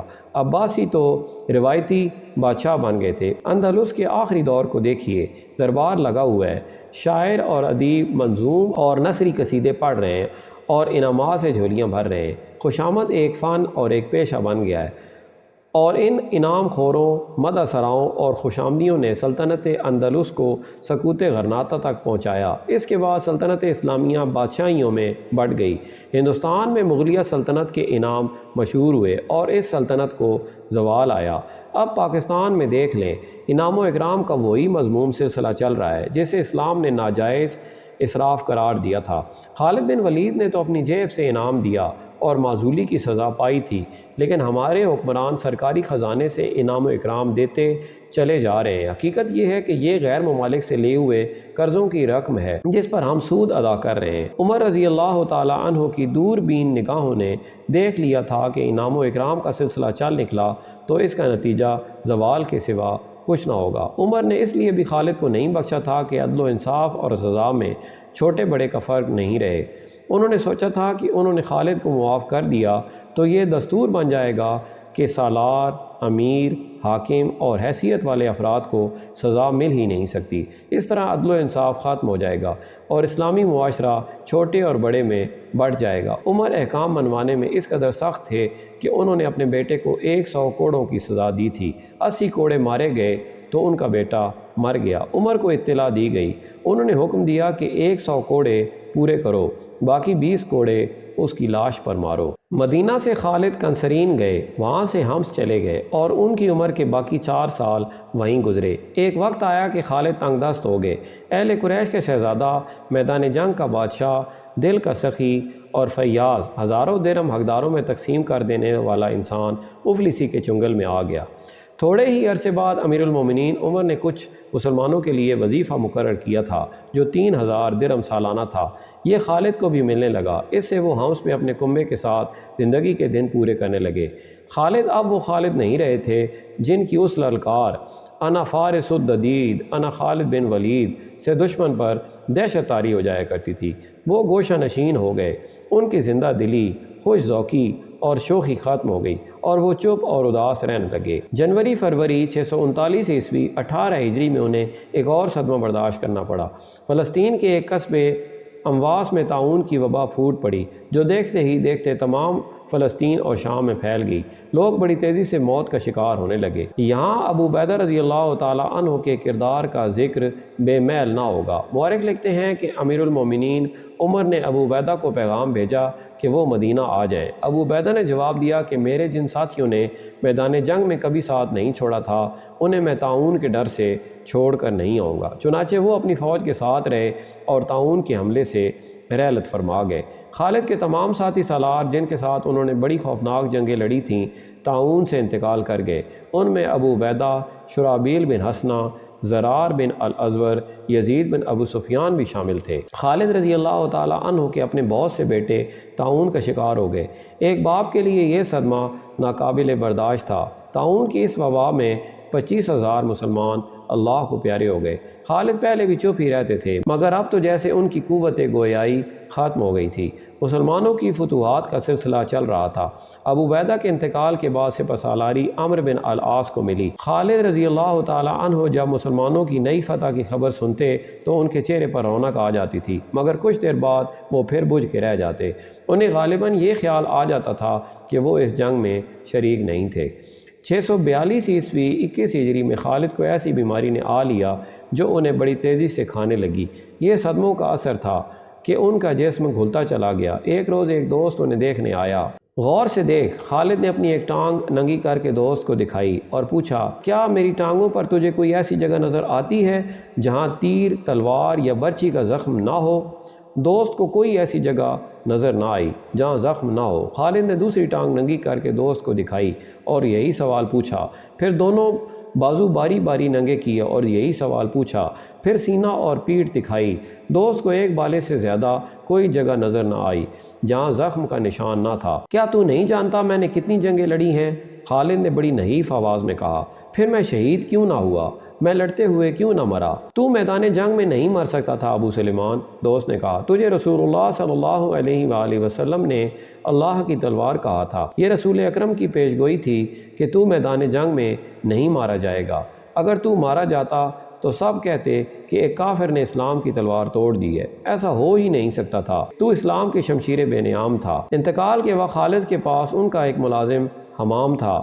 نزع کے عالم میں خالد نے کہا، میں ایک اونٹ کی طرح مر رہا ہوں، بستر پر مرنا میرے لیے شرمناک ہے۔ اور خالد رضی اللہ تعالیٰ عنہ اس اللہ کے حضور پہنچ گئے جس کی وہ شمشیر تھے۔ خالد بن الولید سیف اللہ دنیا سے اٹھ گئے۔ خالد کی عمر 58 سال تھی۔ ان کی وفات کی خبر مدینہ پہنچی تو بنی مخزوم کی عورتیں بین کرتی گلیوں میں نکل آئیں۔ مدینہ کی دوسری عورتیں بھی باہر آ گئیں اور مدینہ ماتم کدہ بن گیا۔ عورتیں سینہ کوبی اور بین کر رہی تھیں۔